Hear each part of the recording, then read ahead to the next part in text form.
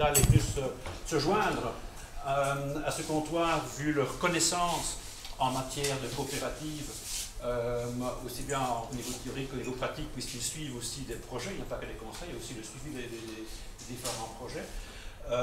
Donc c'était un comptoir un peu particulier, et je suis très heureux de enfin faire notre premier comptoir en présentiel, puisque les 6 autres, malheureusement, sont faits, enfin malheureusement non, parce que c'est quand même très bien passé malgré tout, se sont faits d'une manière tout à fait informatisée et au travers d'écran, mais le côté évidemment, je dirais humain, est beaucoup moins présent, et donc c'est une première expérience.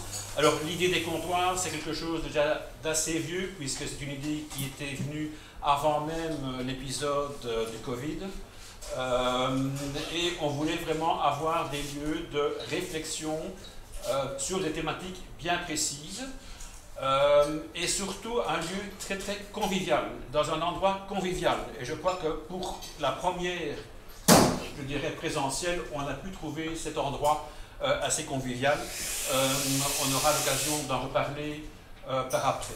Et donc, contrairement à des conférences, par exemple, auxquelles vous êtes habitués à aller aussi, ce que l'on veut faire, c'est surtout créer une ambiance de réflexion, une ambiance de travail.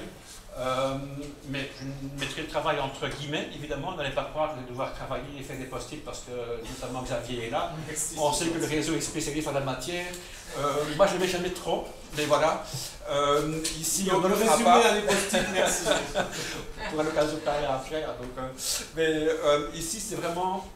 Le principe, c'est de déguster, le mot aussi comptoir, c'est pas innocent non plus, de déguster, entre guillemets, 2-3 présentations et par après pouvoir partager cette dégustation ensemble au travers d'une discussion et de questions plus approfondies. Alors il est évident aussi que vous êtes ici une bonne vingtaine, et je suis très heureux d'ailleurs que la plupart des personnes inscrites d'ailleurs soient là, avec ce qui est assez, je crois, assez important à souligner quand même, c'est le fait que vous êtes tous déjà très très bien engagés, que ce soit en matière de coopérative ou en matière d'encadrement. Et donc je crois qu'on va avoir une discussion extrêmement enrichissante. Donc c'est un moment convivial. Par rapport au Covid, voilà, on va quand même rester prudent. Évidemment, vous buvez, vous mangez, il est logique que ce soit difficile de garder évidemment son masque pendant ce temps-là. Si des personnes souhaitent l'enlever, il n'y a pas de souci. Personnes qui veulent laisser, pas de souci non plus. On reste encore une fois dans l'acceptation de chacun en fonction de cette problématique du Covid. Alors je vais faire venir Collienne, parce que c'est aussi un peu l'objectif finalement de nos comptoirs, c'est de partager différentes expériences. Et je vais demander à Collienne de venir présenter son projet. Alors je dois vous avouer que j'habite pas très loin, donc ça c'est peut-être un avantage aussi.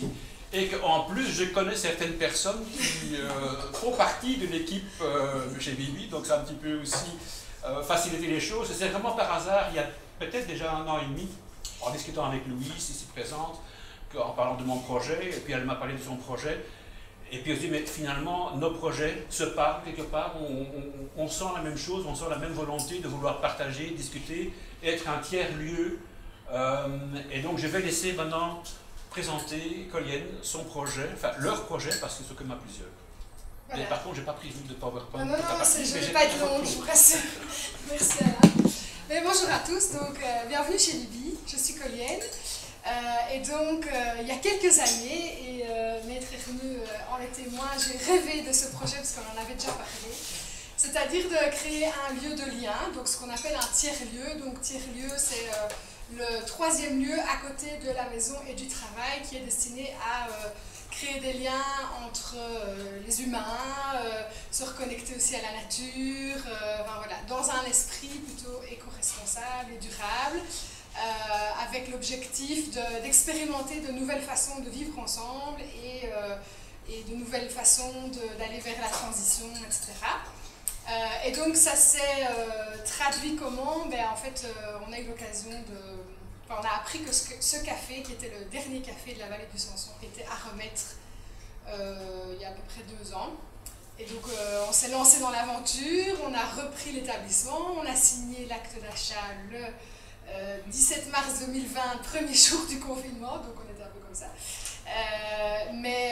Voilà, après on avait tous des travaux à faire et on est ouvert ici depuis le mois de juin.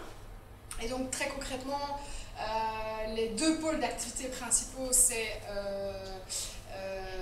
la petite restauration et la restauration. Donc on propose la petite restauration en semaine, les midis, avec bien entendu la volonté de travailler plutôt en circuit court avec des producteurs locaux. Alors c'est la volonté, mais dans la réalité c'est encore un peu compliqué à mettre en place parce que voilà, la logistique, etc. c'est quand même un beau défi qu'on essaie de relever, mais donc on fait du mieux qu'on peut. Et puis alors le week-end en soirée, là on propose une cuisine un petit peu plus élaborée parce qu'on a un chef qui vient, qui est du village, qui vient en cuisine les vendredis soirs et samedis soirs pour proposer des plats du jour. Voilà, ça c'est le volet restauration. Et puis on a aussi un volet plutôt activité, toujours dans cette idée de créer du lien, comme ce qu'on fait maintenant. Et donc dans ce cadre-là, on va proposer des ateliers, des conférences, des petits concerts. Donc on a une salle à l'étage qui peut aussi être utilisée pour des réunions et ce genre de choses. Voilà. J'ai fait le tour. Mais donc voilà, on est toutes disposées. Donc vous avez Louise qui est avec moi en cuisine, qui est ma partenaire de projet. Et puis oui, on est, comme disait Alain, on est déjà quelques-uns à graviter autour du projet, avec cette idée d'être un peu une ruche et que d'autres personnes puissent elles-mêmes proposer des choses. Et donc on est évidemment ouvert à la discussion, et à rêver ensemble et puis à concrétiser si on peut. Donc voilà, bienvenue, super. Merci. Merci, Colline, on peut applaudir. Voilà, donc je vais passer maintenant la parole à Xavier pour la suite de notre comptoir. Xavier. Voilà, je vais être très succinct. D'abord, bonjour à toutes et à tous. Et donc, effectivement, introduire de manière très courte le sujet de notre rencontre. Donc, vous savez qu'il y a un nouveau code des sociétés et des associations qui est où chacun doit se conformer à ce nouveau code des sociétés et des associations. Alors qu'implique le nouvel agrément agricole.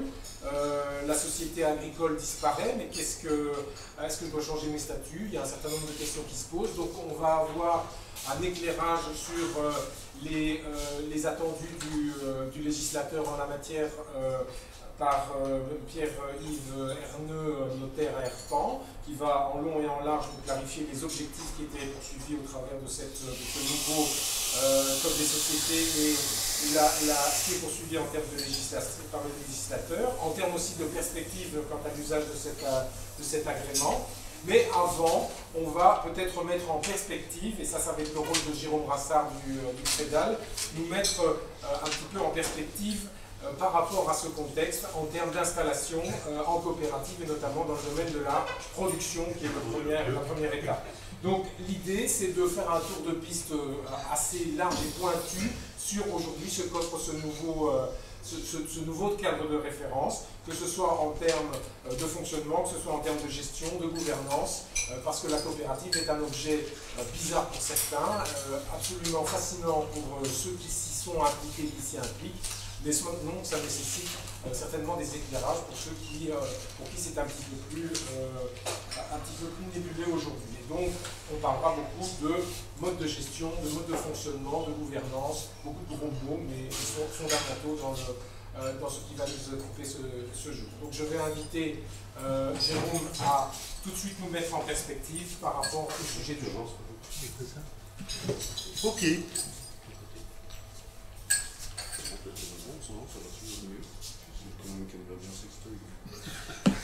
Bonjour, voilà, merci d'être présent. Donc en quelques mots, hein, ça va être... Ok. Je travaille chez Crédal. Hein.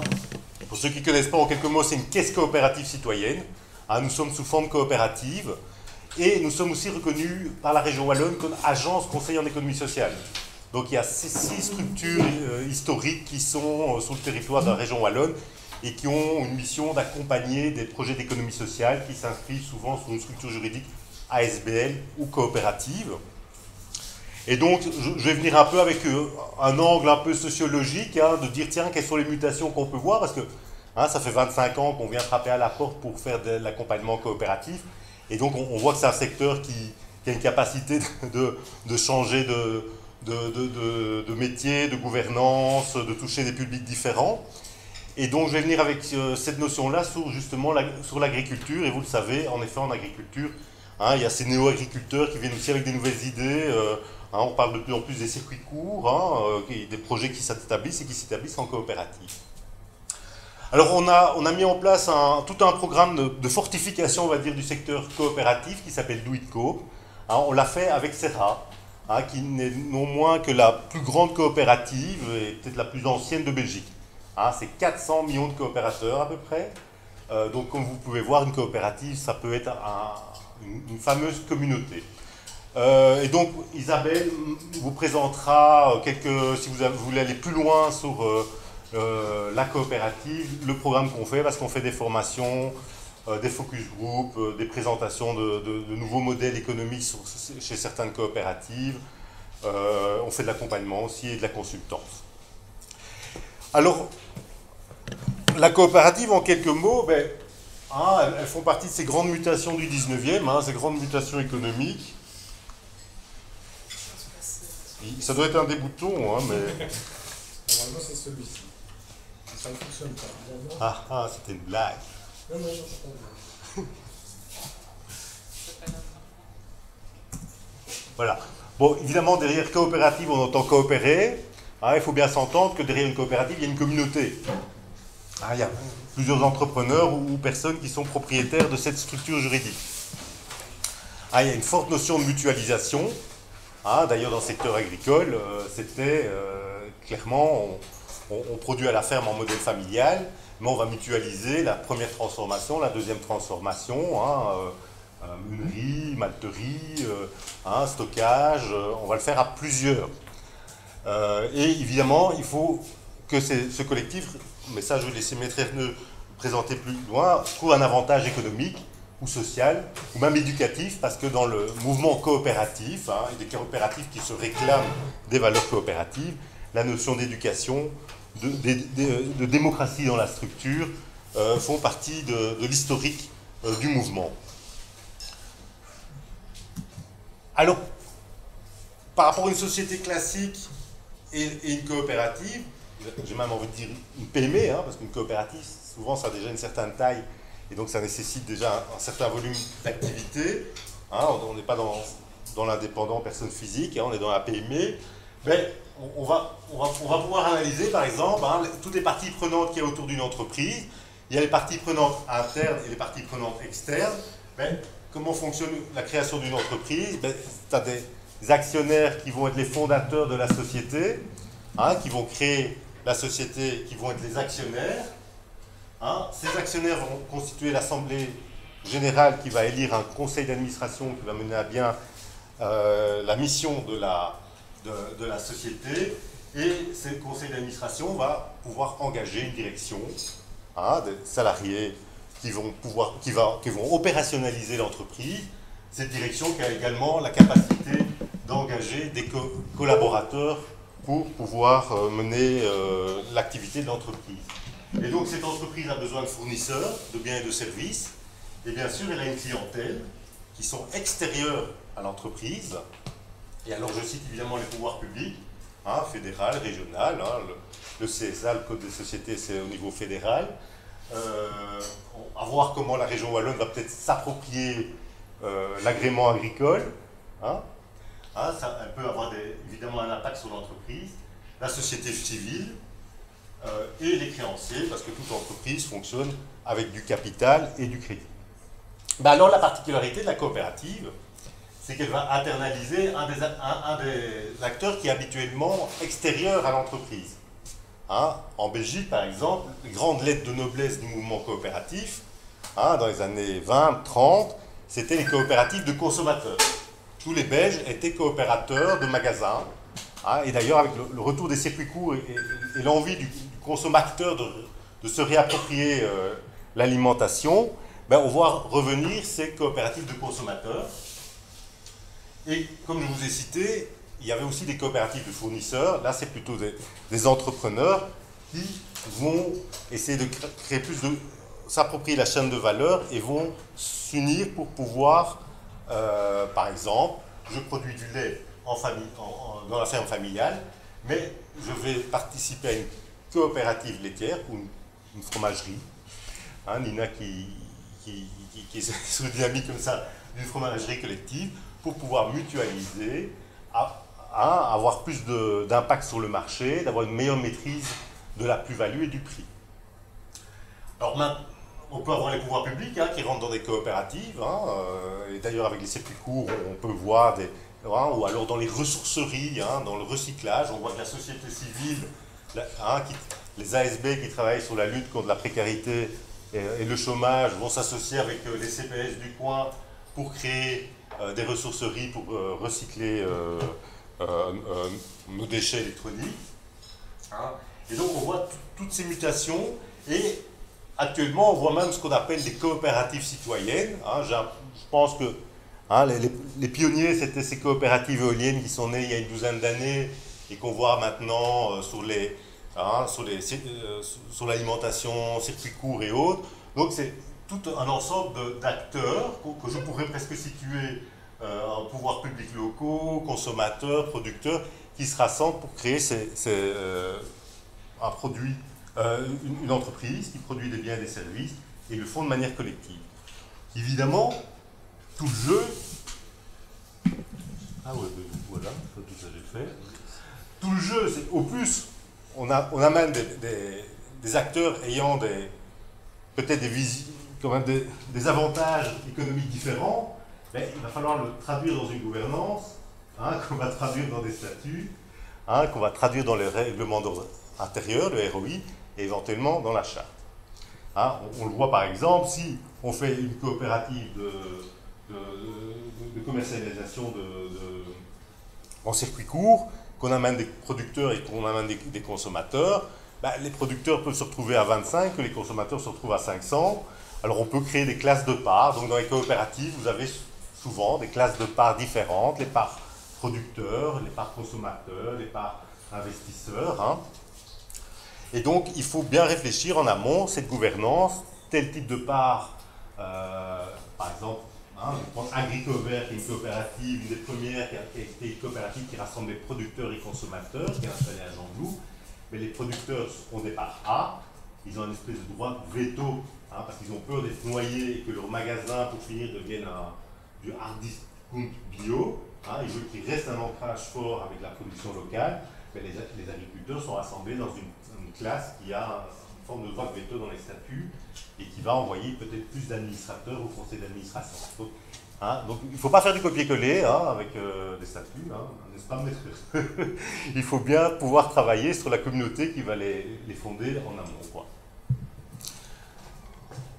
Alors, j'ai envie de dire qu'au-delà il y a aussi une répercussion économique de se mettre en coopérative, dans le sens où, je prends par la suite la différence entre une laiterie telle que Ferbel et telle que Danone. Quand vous avez un compte de résultat, donc tout l'argent qui rentre moins tout l'argent qui sort, on a une marge bénéficiaire, l'actionnaire de Danone, il aura plutôt tendance à regarder en bas de la page quelle est la marge bénéficiaire de l'entreprise. Il va être après redistribué en dividendes, il va rémunérer le capital. Or, l'agriculteur de Ferbel, il va peut-être regarder plutôt en amont les charges variables. Pourquoi? Parce que les charges variables, c'est le prix du lait. Donc, la plus-value économique de la coopérative, ça va peut-être d'avoir une marge bénéficiaire petite, mais d'avoir acheté le lait à un prix garanti. Donc, on ne va pas traduire le compte de résultat de la même manière si on voit que c'est une coopérative et qu'il y a des objectifs pour la communauté qu'une entreprise dite capitalistique qui a pour objectif de rémunérer le capital. Et par exemple, chez Crédal, un des métiers, c'est de faire du montage financier du crédit. On n'a pas la même lecture qu'une banque. Quand c'est une coopérative qui vient frapper chez nous, on va regarder quels sont son objet social, sa finalité, et quelles sont les missions qu'elle s'est données envers ses coopérateurs. Parce qu'elle peut avoir des dépenses qui sont liées à ces missions-là. Par exemple, Agricopère va garder un pourcentage des échanges dans une caisse qui va servir aux agriculteurs pour se former. Hein, et je vous avais dit, dans l'historique coopérative, la formation, l'éducation était importante. Alors, pour le secteur agricole, historiquement, ben, ça a toujours été soit des coopératives, j'ai envie de dire, en amont de la production, hein, qui va fournir en semences, en engrais, hein, ou alors les CUMA, les coopératives de matériel agricole, pas bien développées chez nous, mais qu'on entend fort présent par exemple en France, hein.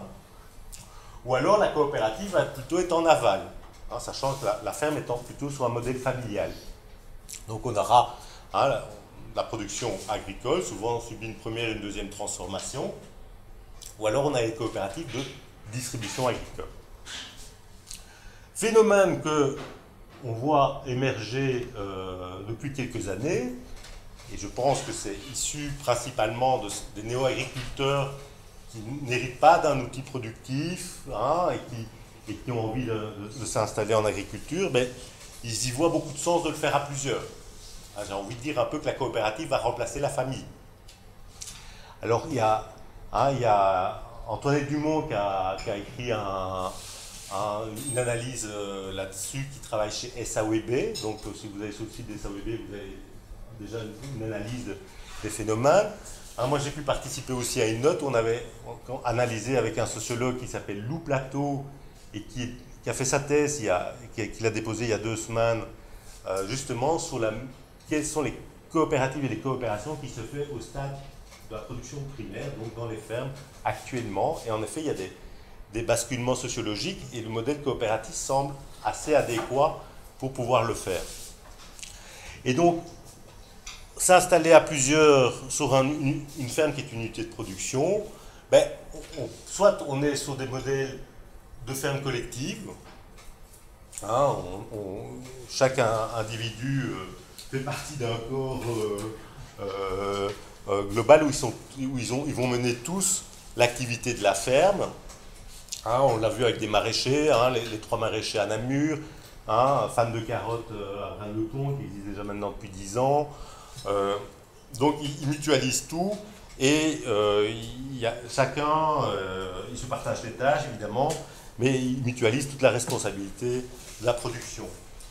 Ce qu'on voit apparaître, mais peut-être alors sur un stade plus grand que le maraîchage sur petite surface, hein, pour l'instant c'est des fermes partagées. Hein, donc là on est sur un outil mutualisé, mais chacun a des activités. Hein, et donc ça pour l'instant, j'ai plusieurs groupes comme ça que j'accompagne. L'un a une volonté de maraîchage, l'autre de céréales boulangerie, l'autre d'élevage. Et donc, ils y trouvent une notion d'écosystème agroécologique, de le faire ensemble. Et ils y trouvent aussi un gros confort social, parce que le fermier il est souvent seul. Dans sa ferme, il est seul. Hein. Alors que là, il y a un confort, un pouvoir échanger et pouvoir être remplacé aussi. Hein. Le confort de vie actuellement, ben, on a envie d'avoir du temps aussi, de pouvoir partir en vacances avec la famille, passer des week-ends avec nos enfants. Donc, ils y trouvent en tout cas un intérêt de le faire à plusieurs parce qu'ils peuvent compter aussi l'un sur l'autre, mais chacun est acteur de sa filière économique, quoi. Et alors peut-être troisième, mais qui est peut-être historiquement plus ancien déjà, c'est des agriculteurs qui vont mutualiser certaines de leurs activités. Hein, par exemple, il y a une expérience qui est en train de se mettre en place avec Terre en Vue, vous connaissez peut-être, qui achète des terres agricoles, qui les met à disposition d'agriculteurs, principalement un agriculteur sur une terre. Mais là, ils ont acheté une terre et il y a une communauté d'agriculteurs qui est en train de réfléchir comment va-t-on utiliser cette terre ensemble, en sachant qu'ils ont tous leur propre ferme, mais ils y trouvent un intérêt de se partager 12 hectares ensemble. Et dedans, il y a des maraîchers sur petite surface qui se disent tiens, les légumes racines, faisons-les ensemble. On répond enfin on participe au débat. Il y a un paysan meunier boulanger qui veut faire des céréales, et alors il y aurait de la pâture, il y aurait un éleveur mouton, Et donc l'idée, c'est qu'ils travaillent sur un plan de rotation. Hein, ils n'ont pas la parcelle déterminée, hein, ce qui est d'ailleurs beaucoup plus intéressant au niveau agroécologique. Et ils sont vraiment sur un modèle de coopération, mais basé sur cette terre-là.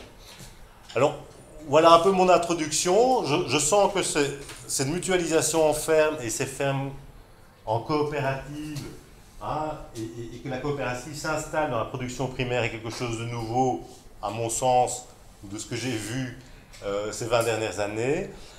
Et alors j'ai envie de mettre ça en perspective. Je ne dis pas que ça va être l'unique modèle, hein, mais c'est un modèle qui va permettre, en tout cas, de régénération aussi des agriculteurs. Hein. Il faut se rendre compte qu'il y a un gros fossé générationnel, c'est pas moi qui l'ai découvert. Et ça permet aussi de répondre à... Aussi, on a un phénomène sociologique, c'est qu'on change vite de métier, de vie, de territoire.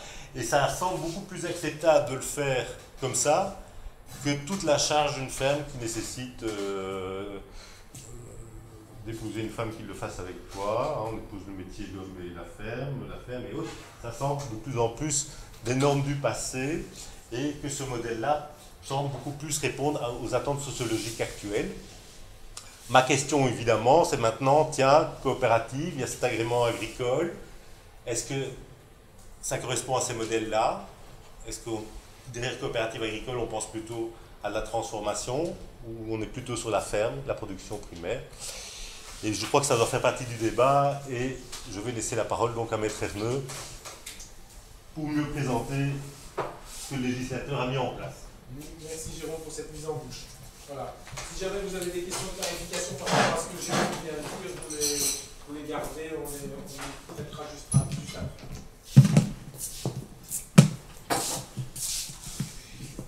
Bon, l'idée c'est de limiter les présentations à 20 minutes. Donc Maître Erneux, vous avez 20 minutes également à votre disposition. On en garde un peu sous la pédale pour pouvoir discuter plus ensemble. Vous avancez ou j'avance? Ajoutez déjà vos questions par rapport au quotidien, d'accord. Vos préoccupations. Vous pouvez me mettre de l'autre côté si vous voulez. Je veux juste voir où je peux cliquer pour le faire progresser. Là, de là. Voilà. Ok, parfait. Bon, mais j'aurais presque dû écouter l'exposé de M. Rassard avant de venir ici, comme ça j'aurais tout de suite été plus concret. Donc je vais essayer de réconcilier ce que j'ai à dire pour ne pas que vous soyez complètement perdus. Alors, ce qu'il faut savoir, c'est que jusqu'à aujourd'hui, ou jusqu'au 1er mai 2019, la société agricole, c'était une forme de société à part entière, avec des conditions qui étaient quand même relativement strictes, qui n'ont globalement pas disparu, et qui était une société qui permettait de faire les raccords avec différentes réglementations, et notamment, à titre principal, la loi sur le bail à ferme, puisque un associé gérant, quand il passait en société agricole, eh bien, sur le plan de la loi sur le bail à ferme, c'était considéré comme une opération neutre qui ne requérait pas l'accord du bailleur. Et donc, il y a eu énormément de sociétés agricoles qui se sont constituées. Et puis, effectivement, comme le disait M. Rassard, et comme la thèse de M. Plateau semble démontrer, mais malheureusement, je ne l'ai pas encore lu, en réalité, l'agriculture est en train de se transformer. Alors, qu'est-ce que le législateur vient de faire au 1er mai 2019? En fait, il a d'une certaine manière, mais assurez-vous, il va vite ressusciter, tuer la société agricole. Et il l'a remplacé en fait par un nouveau régime d'agrément pour les entreprises agricoles, qui est un régime en fait qui est transversal et qui aujourd'hui est accessible en fait à 4 formes de sociétés différentes. On n'a donc plus une société agricole comme forme de société à part entière. On a un régime d'agrément qui est accessible à 4 types de sociétés différentes qui ont chacune leur spécificité propre. La société en nom collectif, la société en commandite, la société à responsabilité limitée qui est l'héritière des SPRL d'antan, des SPRL qui ont été fortement modifiés, probablement les plus fortement modifiés dans le cadre du nouveau code des sociétés à telle enseigne qu'on est parfois un peu perdu entre l'ancien régime et le nouveau régime, donc c'est presque dangereux de faire l'apparentement, et les sociétés coopératives. Sociétés coopératives qui, dans le temps, étaient dédoublées sur essentiellement deux grands régimes différents, les sociétés coopératives à responsabilité limitée et les sociétés coopératives à responsabilité illimitée et solidaire, qui aujourd'hui ne sont plus en fait qu'une seule forme de société. On parle de SC, c'est-à-dire de société coopérative. Ça, c'est pour vous faire un mini paysage. Donc, 4 types de sociétés peuvent aller éventuellement chercher l'agrément agricole. Et évidemment, la question qui va être posée quand on voit l'évolution des modèles dont on vient de parler maintenant, c'est est-ce que ce régime de l'agrément comme entreprise agricole est encore bien adapté, ça c'est pour ouvrir déjà presque le débat, en fait il n'est plus, je peux déjà le dire, à l'évolution de l'agriculture d'aujourd'hui. C'est-à-dire qu'il répond en fait, selon moi, à une vue d'une époque déterminée à un moment donné de l'histoire de l'agriculture, dans une logique sous-jacente qui correspondait effectivement à un modèle sociologique qui est celui que Jérôme vient de décrire maintenant.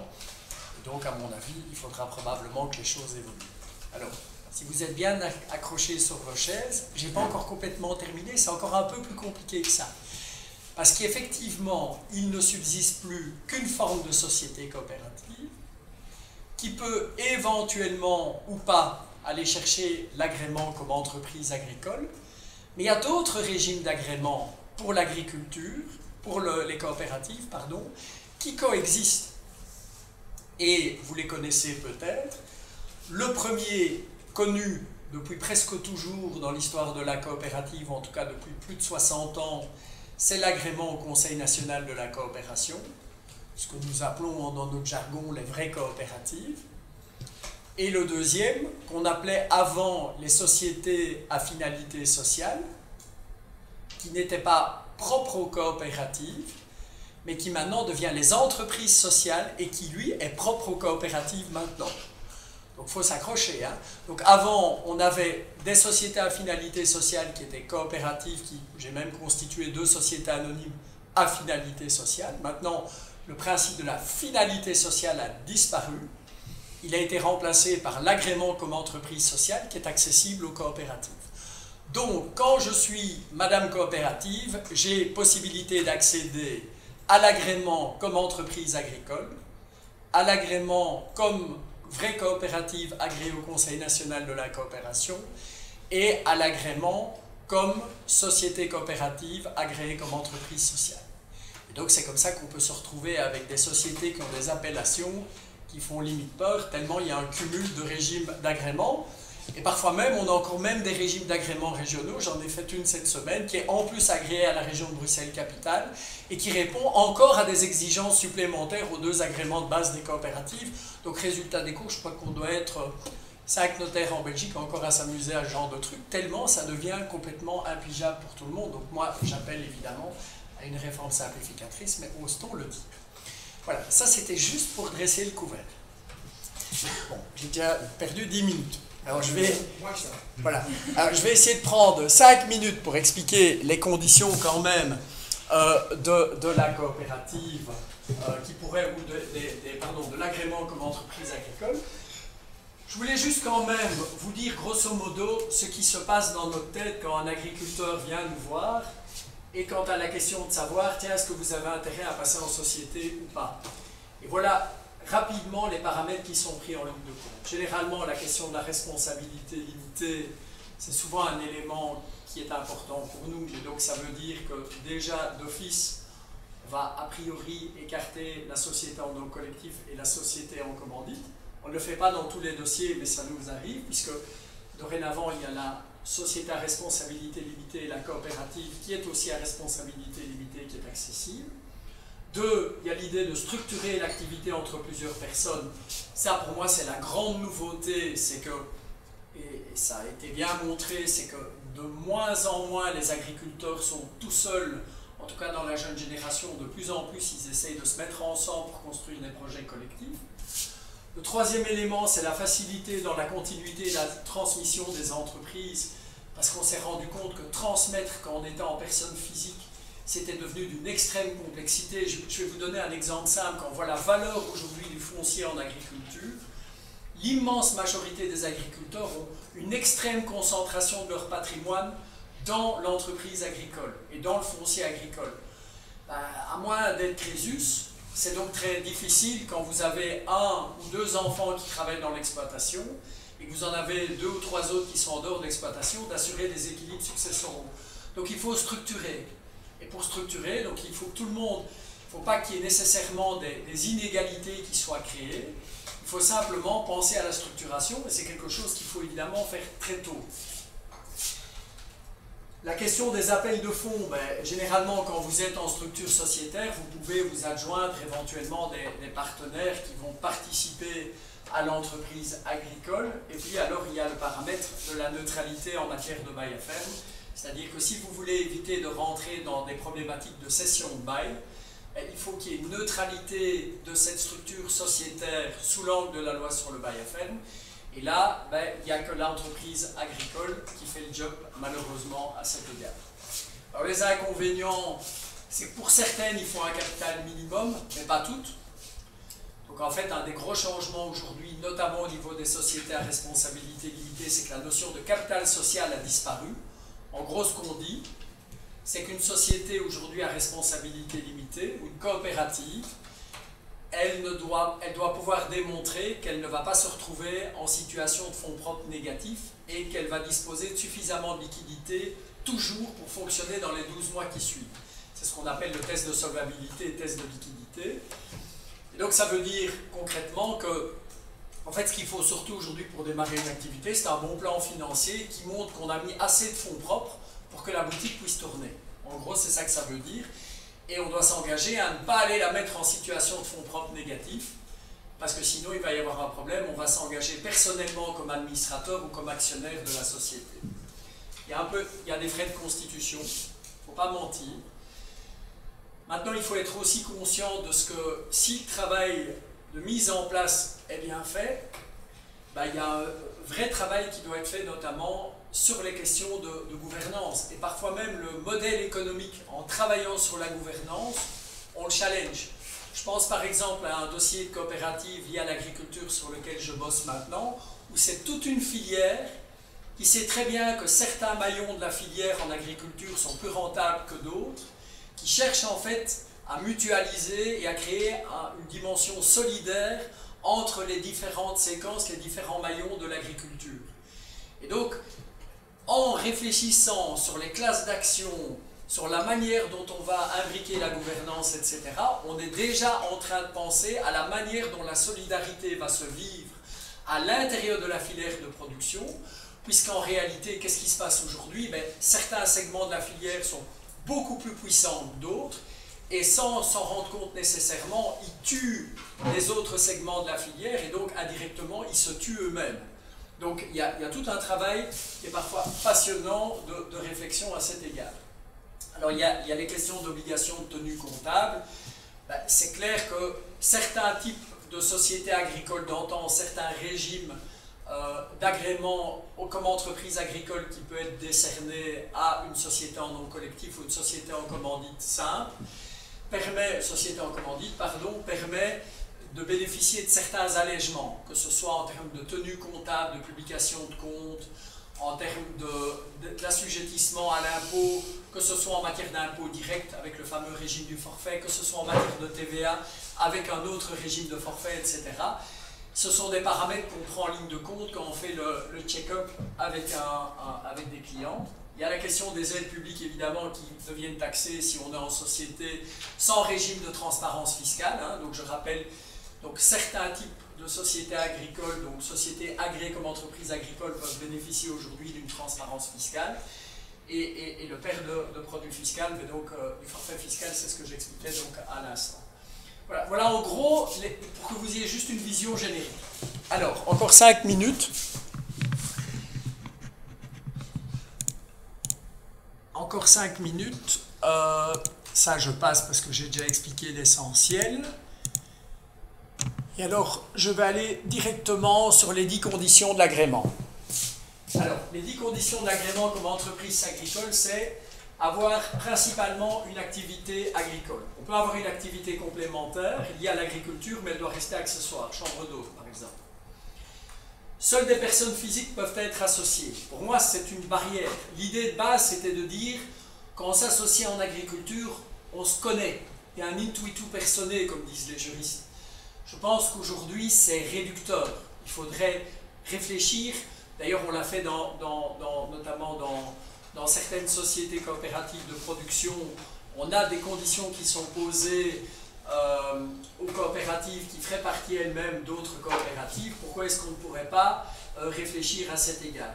Elle doit être composée d'au moins 2 associés. Les actions doivent être nominatives et de valeur égale. Valeur égale, il n'y a plus de notion de valeur dans les sociétés à responsabilité limitée ou les coopératives aujourd'hui. Donc il n'y a plus de valeur nominale ou de paire comptable. On ne dit plus la valeur d'action c'est autant. Ça c'est fini. Et ce que, en fait, la loi veut dire, si on l'applique, si on la transpose à la réalité juridique aujourd'hui, c'est que les droits patrimoniaux, c'est-à-dire le droit aux dividendes et le droit aux boni de liquidation, comme on dit dans notre jargon, qui sont attachés aux actions, doivent être identiques. C'est ça que ça veut dire si on le traduit, le vocabulaire ancien, à la réalité nouvelle. Et l'associé gérant, ça n'a pas changé, doit consacrer au moins la moitié de son temps et doit obtenir au moins la moitié de ses revenus de l'activité de l'agriculture.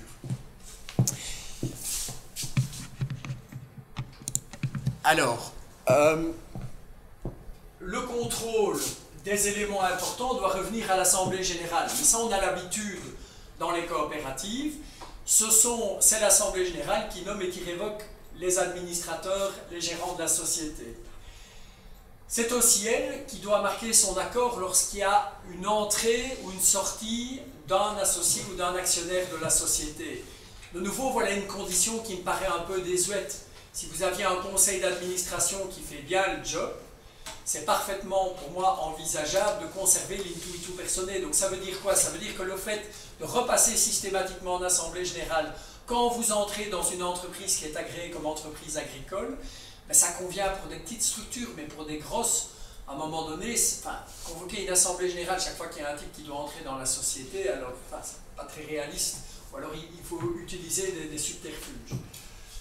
Pour toute cession de part, chaque associé doit également, gérant, doit avoir un droit de préemption. Ça aussi, ça devrait peut-être être repensé. Ça ne veut pas dire que je veux qu'on aliène évidemment la capacité de travail de ceux qui sont les forces ouvrières. Ça veut dire simplement que le régime est trop radical, le monde a évolué. Chaque associé gérant peut s'opposer à la modification des statuts, à la dissolution volontaire. Ça, c'est normal. Parce que là, on touche aux règles du jeu, donc ça me paraît important. Et puis alors, l'octroi d'une rémunération minimale. Donc en fait, il n'y a pas tellement d'éléments qui sont réellement problématiques dans le régime d'agrément, mais pour moi, il y a notamment le fait qu'il ne puisse y avoir que des personnes physiques, ce qui empêche évidemment des structures en cascade et des coopérations faciles. Je pense que si on pouvait obtenir quelques modifications là-dessus, on vivrait avec plus d'oxygène. Voilà, c'est ça l'idée. Alors, je termine avec, comme ça je laisserai de la place à la discussion, les procédures d'agrément, voilà, je vous en parlerai si c'est nécessaire. Je voulais donner quelques exemples. Alors, Jérôme Rassard l'a fait, il a parlé des CUMA, il a parlé des CTC, donc des sociétés coopératives de transformation et de commercialisation.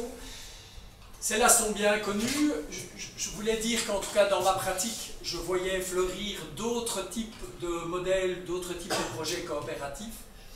J'ai déjà évoqué tout à l'heure des coopératives qui permettent de structurer, de renforcer la solidarité au sein d'une filière de production ou même d'un site de production. Là, Jérôme l'a évoqué aussi. Une des questions qu'on a, c'est, et j'entends que la question a été posée avec terre en vue, il y avait déjà des expériences, je pense notamment au domaine de Gros, dans la région de Tournai, où Elisabeth, la propriétaire des lieux, cherchait des formules pour pouvoir faire fonctionner l'activité agricole en rotation. Et là, on se rend compte évidemment que la loi sur le bail à ferme, tout à coup, nous pose des problèmes, puisqu'elle suppose une appropriation de la terre, et donc, quelque part, elle induit elle-même un modèle économique. Donc, il faut trouver des solutions au niveau juridique qui vont à la fois permettre de protéger l'agriculteur qui part sur des investissements de longue durée, et qui a besoin de pouvoir travailler son site et de le connaître, et en même temps de faire fonctionner des activités qui sont plutôt basées sur l'échange et la rotation, grâce aux vertus que cela permet. Je voulais également évoquer certaines coopératives qui pour moi doivent alors nécessairement être des entreprises sociales, c'est-à-dire des structures qui sont à finalité désintéressée pour faire court, qui sont éventuellement agréées au Conseil national de la coopération, puisqu'on va naître des projets d'habitat groupé agricole. Si certains d'entre vous ont entendu parler des Granges de la Gajole, par exemple, qui est un community land trust basé sur l'agriculture. Il y a d'autres projets qui actuellement sont en discussion chez nous au bureau, où on se dit, ok, il va y avoir une activité résidentielle sur le site, mais ce n'est pas ça l'important. L'important, c'est l'activité agricole. Et donc, ça veut dire qu'on part plutôt sur des modèles qui sont à base de coopératives, mais sur lesquels on va greffer éventuellement des structures qui vont permettre en même temps aux habitants de devenir propriétaires chez eux. Et donc comment est-ce qu'on y arrive? En faisant en sorte que ces sociétés deviennent propriétaires du foncier, donc elles acquièrent la maîtrise du site, et consentent ce qu'on appelle des droits réels d'usage, donc de type droit de superficie ou droit d'amphithéose, au bénéfice d'habitants. Et donc de cette manière-là, parce que la coopérative détient le foncier, c'est elle qui doit renouveler les droits réels, c'est elle qui doit renouveler les droits d'habitat des habitants, pour faire court. Et donc si quelqu'un quitte à un moment donné l'activité agricole, il doit aussi quelque part quitter le site. Voilà. Je voulais juste effleurer quelques exemples pour montrer qu'il y avait de nouveaux besoins qui fleurissaient dans le secteur. Je pense que j'ai respecté mon temps de parole. Parfaitement. Je vais noter le coup. Merci beaucoup. Parfait. Voilà, une belle entrée en matière. Tous les éléments n'ont pas été fournis par Verneux, mais donc c'est maintenant le moment de rentrer dans le dur, comme on dit, et de pouvoir préciser un petit peu, en tout cas répondre à vos questions, puisque certainement vous côtoyez ces coopératives, vous êtes certainement en projet de créer une d'entre elles, ou d'accompagner une d'entre elles. Donc je propose que Jérôme et Maître Verneux soient à votre disposition pour y répondre. Alors on est dans le cadre d'un comptoir, on y va cool, hein. On est à la bonne franquette, on est là pour échanger, on est là aussi pour partager des bonnes pratiques ou des expériences que vous avez pu côtoyer. Voilà, je vais devoir passer de temps en temps derrière la caméra pour avoir quelques images aussi de nos débats. Voilà, vas-y. Donc, j'aurais aimé savoir, au niveau de l'agrément comme entreprise agricole, quel est l'intérêt réel au niveau d'une coopérative d'aller vers cet agrément, outre les questions du bail à ferme, puisque, comme on le voit, l'agrément comme entreprise agricole sert pour les SNC et les SCOM au niveau de la transparence fiscale et du bail à ferme, pour les SRL et SC au niveau du bail à ferme. Mais y a-t-il un réel autre intérêt d'aller dans cet agrément qui a quand même saisi sur une certaine point? Est-ce que j'ai un truc que j'ai pas compris dans votre question. Est-ce que vous voulez qu'on mette de côté l'aspect fiscal ou on peut en parler? On peut parler de l'aspect fiscal. Parce que l'intérêt évidemment réel, c'est que à partir du moment où vous avez l'agrément comme entreprise agricole, vous avez le régime fiscal qui va avec. Et donc vous avez 3 types de solutions possibles: l'impôt des sociétés, la transparence en système de forfait ou en système de charges réelles. Oui, mais il est applicable que pour la SNC et la SCOM et non pas pour la SC et la SRL. Du coup, est-ce qu'à part la question du bail à ferme, qui est bien sûr important dans certains cas, il y a vraiment un autre intérêt ou une obligation à aller vers cet agrément agricole, en particulier pour les coopératives? En fait, il y a quand même des particularités qui sont propres à chacune des sociétés. Donc, les 4 types de sociétés que vous venez d'évoquer ont quand même des spécificités très fortes. Dans le cadre d'une société en commandite, c'est en fait l'héritière naturelle de la société agricole d'antan, où il y avait des commandités qui étaient les actifs solidairement engagés, et les commanditaires qui étaient les bailleurs de fonds, ben, la commandite, elle a gardé cette spécificité-là. Si vous allez dans le cadre d'une SRL ou dans le cadre d'une coopérative, ben, vous avez une société qui a, entre guillemets, d'abord qui est à responsabilité limitée, puis qui a une boîte à outils, si j'ose dire, qui est beaucoup plus large que les autres sociétés. Notamment, on a évoqué tout à l'heure la possibilité de régir sa gouvernance un peu comme on l'entendait, la possibilité de mettre en place des classes d'action distinctes. Donc c'est clair qu'aujourd'hui, en fait, il y a une vraie réflexion à mener sur le choix de la forme sociétaire, indépendamment des aspects qui étaient habituellement traités au niveau des entreprises agricoles. Voilà. Et comme on l'a vu, ben, il faut évidemment tenir compte des spécificités propres à l'agrément comme entreprise agricole qui, quelque part, vous contraint. Mais ça, les autres régimes d'agrément des coopératives vous donnent également un certain nombre, je ne dis pas que c'est négatif, hein, mais un certain nombre de contraintes qui doivent être respectées. Merci. Voilà. On a répondu à votre question complètement intégralement. Disons que voilà, si je devais constituer une coopérative demain, outre l'importance pour le bail à ferme, je crois que l'agrément agricole n'est pas nécessairement obligatoire pour poursuivre une activité agricole en tant que telle. Oui. Par exemple, je prends l'exemple des CUMA qui sont plutôt en amont, mais il n'y a pas de justification de prendre l'agrément comme entreprise agricole, puisque voilà, si en tout cas, ça n'implique pas le bail à ferme a priori dans ce genre de structure. Donc l'agrément en tant que tel, en remplir les conditions ne serait pas nécessaire pour une activité, par exemple, si je vais vers le CUMA ou... Oui. En fait c'est exactement ça. Ça veut dire qu'il faut chaque fois choisir en fonction des spécificités de sa situation. Il n'y a plus une formule magique. Merci. Et vous pouvez justement répéter l'avantage sur l'agrément agricole par rapport au bail à ferme? En fait, pour essayer de faire passer l'idée simplement, j'ai évoqué le principe de neutralité. C'est-à-dire que si celui qui est l'agriculteur exploitant se retrouve avec la qualité d'administrateur ou de gérant de la société qui est agréée comme entreprise agricole, on considère que c'est comme s'il continuait son exploitation en personne physique. Il y a donc une neutralité, c'est donc pas considéré comme une cession au sens de la loi sur le bail à ferme, et donc en principe il ne faut pas l'accord du bailleur pour pouvoir faire cette démarche. Donc voilà, ça n'a donc rien à voir avec le régime quelque part de la cession simple ou de la cession privilégiée en matière d'agriculture. Bien, autre question, élément de débat. N'oubliez pas de vous présenter. Oui, présentez-vous pendant quand vous posez votre question. Allez-y, puis après ce sera Sébastien. Oui, vous d'abord. Moi, je cherche quelque chose de nouveau. Donc, j'ai entendu dans les deux présentations cette évolution autour de notre agricole et ses coopératives. Et je reprends devant votre fin d'exposé, maître, concernant la ferme de la Cajole, un truc comme ça. Donc, c'est d'avoir une unité de production, donc de l'élevage, une ferme d'exploitation d'élevage de culture, une unité de transformation, à côté l'habitat groupé, qui n'est pas nécessairement les exploitants qui le donnent, et la notion de l'étymologie, éventuellement de table d'eau. Donc d'avoir un circuit maximum court, donc aussi bien l'exploitation traditionnelle, donc capitalistique, et à côté des interventions différentes, mais qui vont dans ce que l'urbanisme va préconiser, donc l'habitat groupé, le transgénérationnel, etc.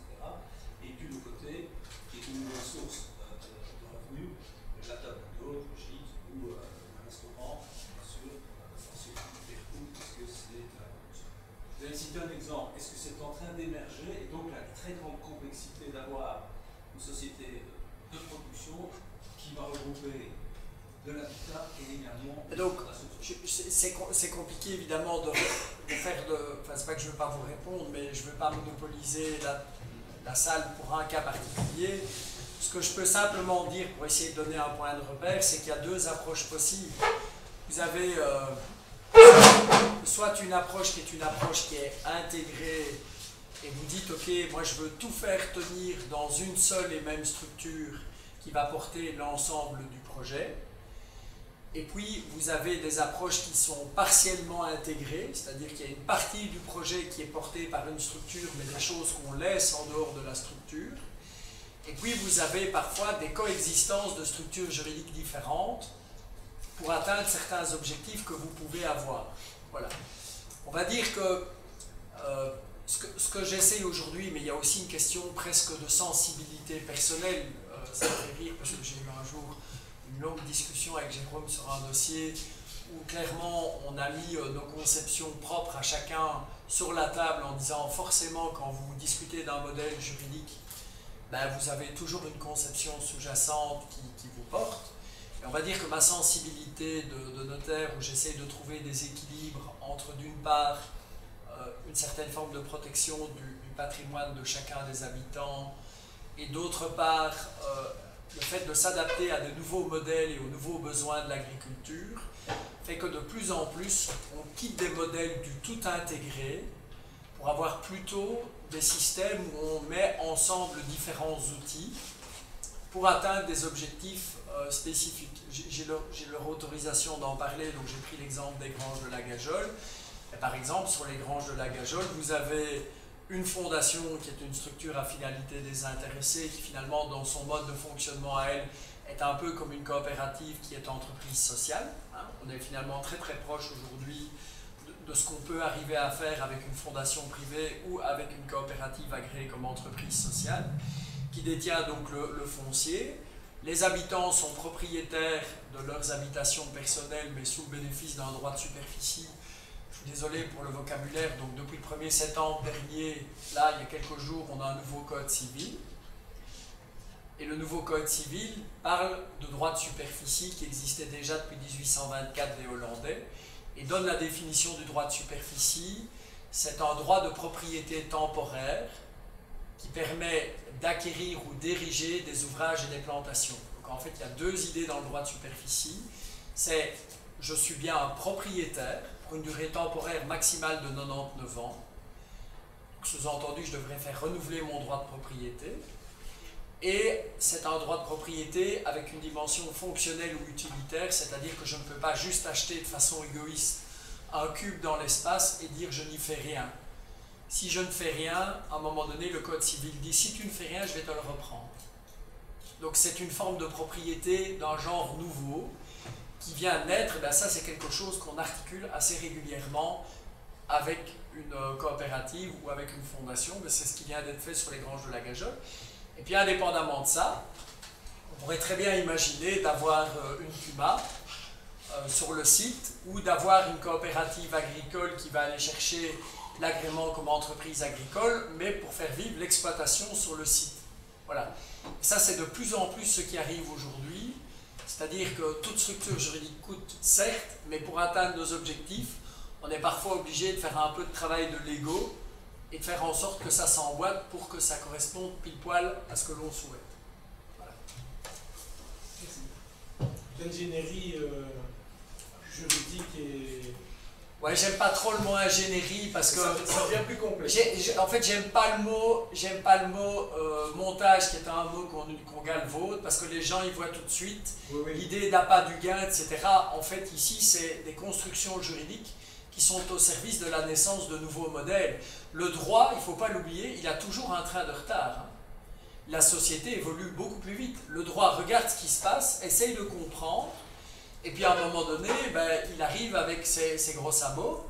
Et donc, moi je dis souvent, je préfère qu'on laisse le droit là où il doit être et que ben, les juristes fassent leur job, c'est-à-dire fassent preuve d'imagination pour atteindre la demande des gens.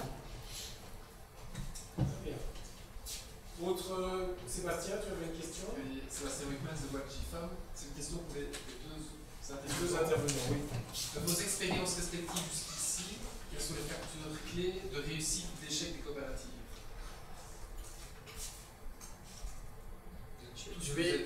C'est plus une question économique, donc moi je vais laisser répondre Jérôme.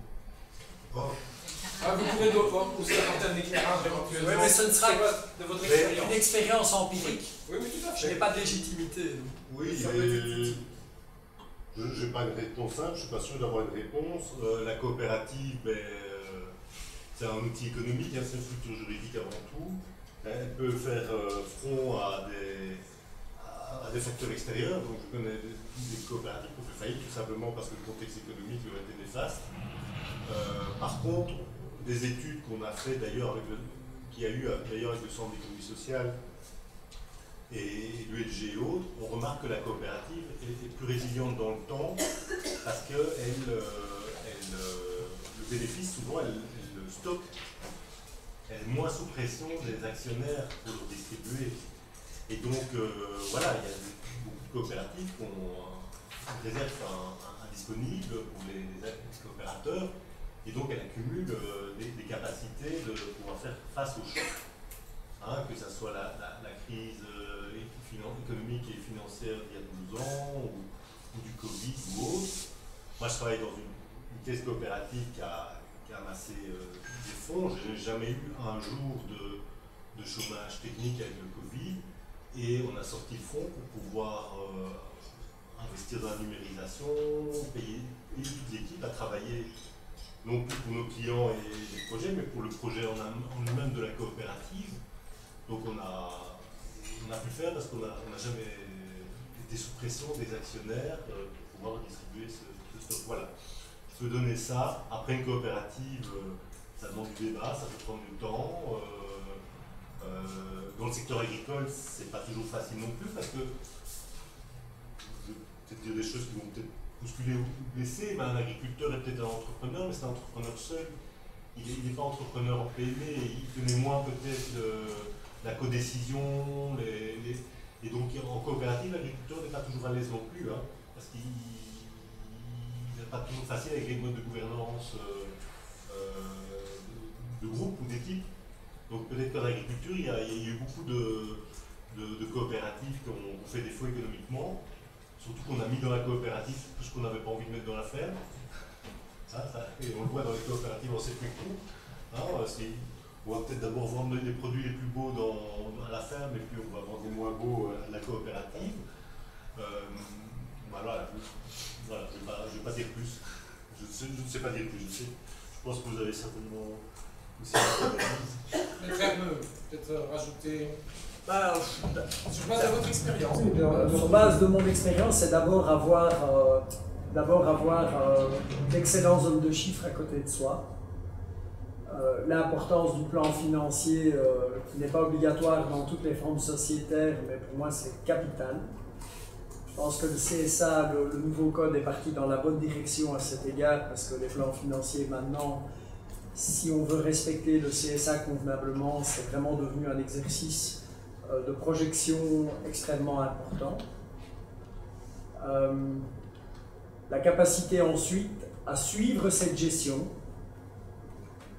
c'est-à-dire à l'avoir comme référence. Je vois dans ma pratique d'excellentes fiduciaires qui mettent en place des outils qui assurent une forme d'accompagnement financier qui permettent aux chefs d'entreprise, parce qu'un agriculteur, qu'il soit seul ou qu'il soit collectif, c'est d'abord un chef d'entreprise qui doit gérer tous les imprévus du quotidien. Ça l'aide à redonner éventuellement des coupables au niveau de sa gestion si à un moment donné il voit qu'il part dans une mauvaise direction. Et puis alors après, les projets collectifs, j'aurais tendance à dire, pour moi le plus important, mais ça c'est pas propre à la vie de l'agriculture, c'est d'être conscient de ce qu'il faut être capable de garder toujours beaucoup d'énergie, mais jamais à 100%.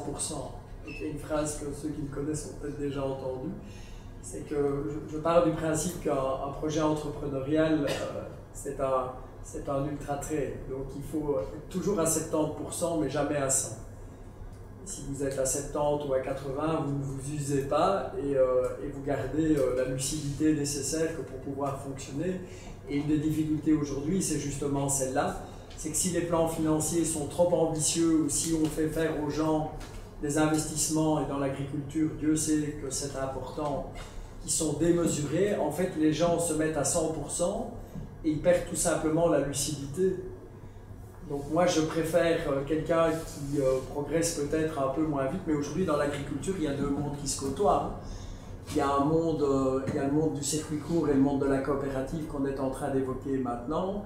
Et puis il y a un monde, je n'ai absolument rien contre ce monde-là, mais c'est un autre monde qui est celui des gigantesques agricoles. Et il y en a aussi aujourd'hui, on a des clients qui font plus de 100 hectares, plus de 200 hectares, plus de 300 hectares, plus de 1000 hectares. Et donc on est sur des mondes qui se côtoient, qui sont dans des univers complètement différents. Merci pour la réponse. Allez-y. Échange, débat, questionnement à nos témoins, mais aussi entre vous. C'est par rapport à ce que vous Tu avez présentes d'abord. Nina Legros, je travaille au Gardon Rofamen, ici du côté de Ciney. Et donc on a monté justement avec Jérôme, tout ce qui était plan financier, etc. à ce moment-là, une fromagerie qui est probablement sous forme d'ASBL. Donc il y a 3 agriculteurs, 2 fromagers et moi. Et on va la transformer quand on construira notre bâtiment en coopérative. Le statut d'ASBL, c'était surtout pour se tester pour le départ. Et maintenant qu'on voit que ça marche, voilà. Mais on est au stade où il nous faut construire et donc on sait qu'en terrain agricole c'est assez compliqué. Si ce n'est pas l'agriculteur lui-même qui demande le permis, la coopérative, en tout cas, il considère souvent la transformation comme une activité para-agricole. Et donc, ils nous ont dit qu'il fallait sûrement que ce soit l'agriculteur propriétaire qui demande les permis, et puis après qu'il nous revende ou qu'il nous loue. Et vous avez parlé tout à l'heure du droit de superficie.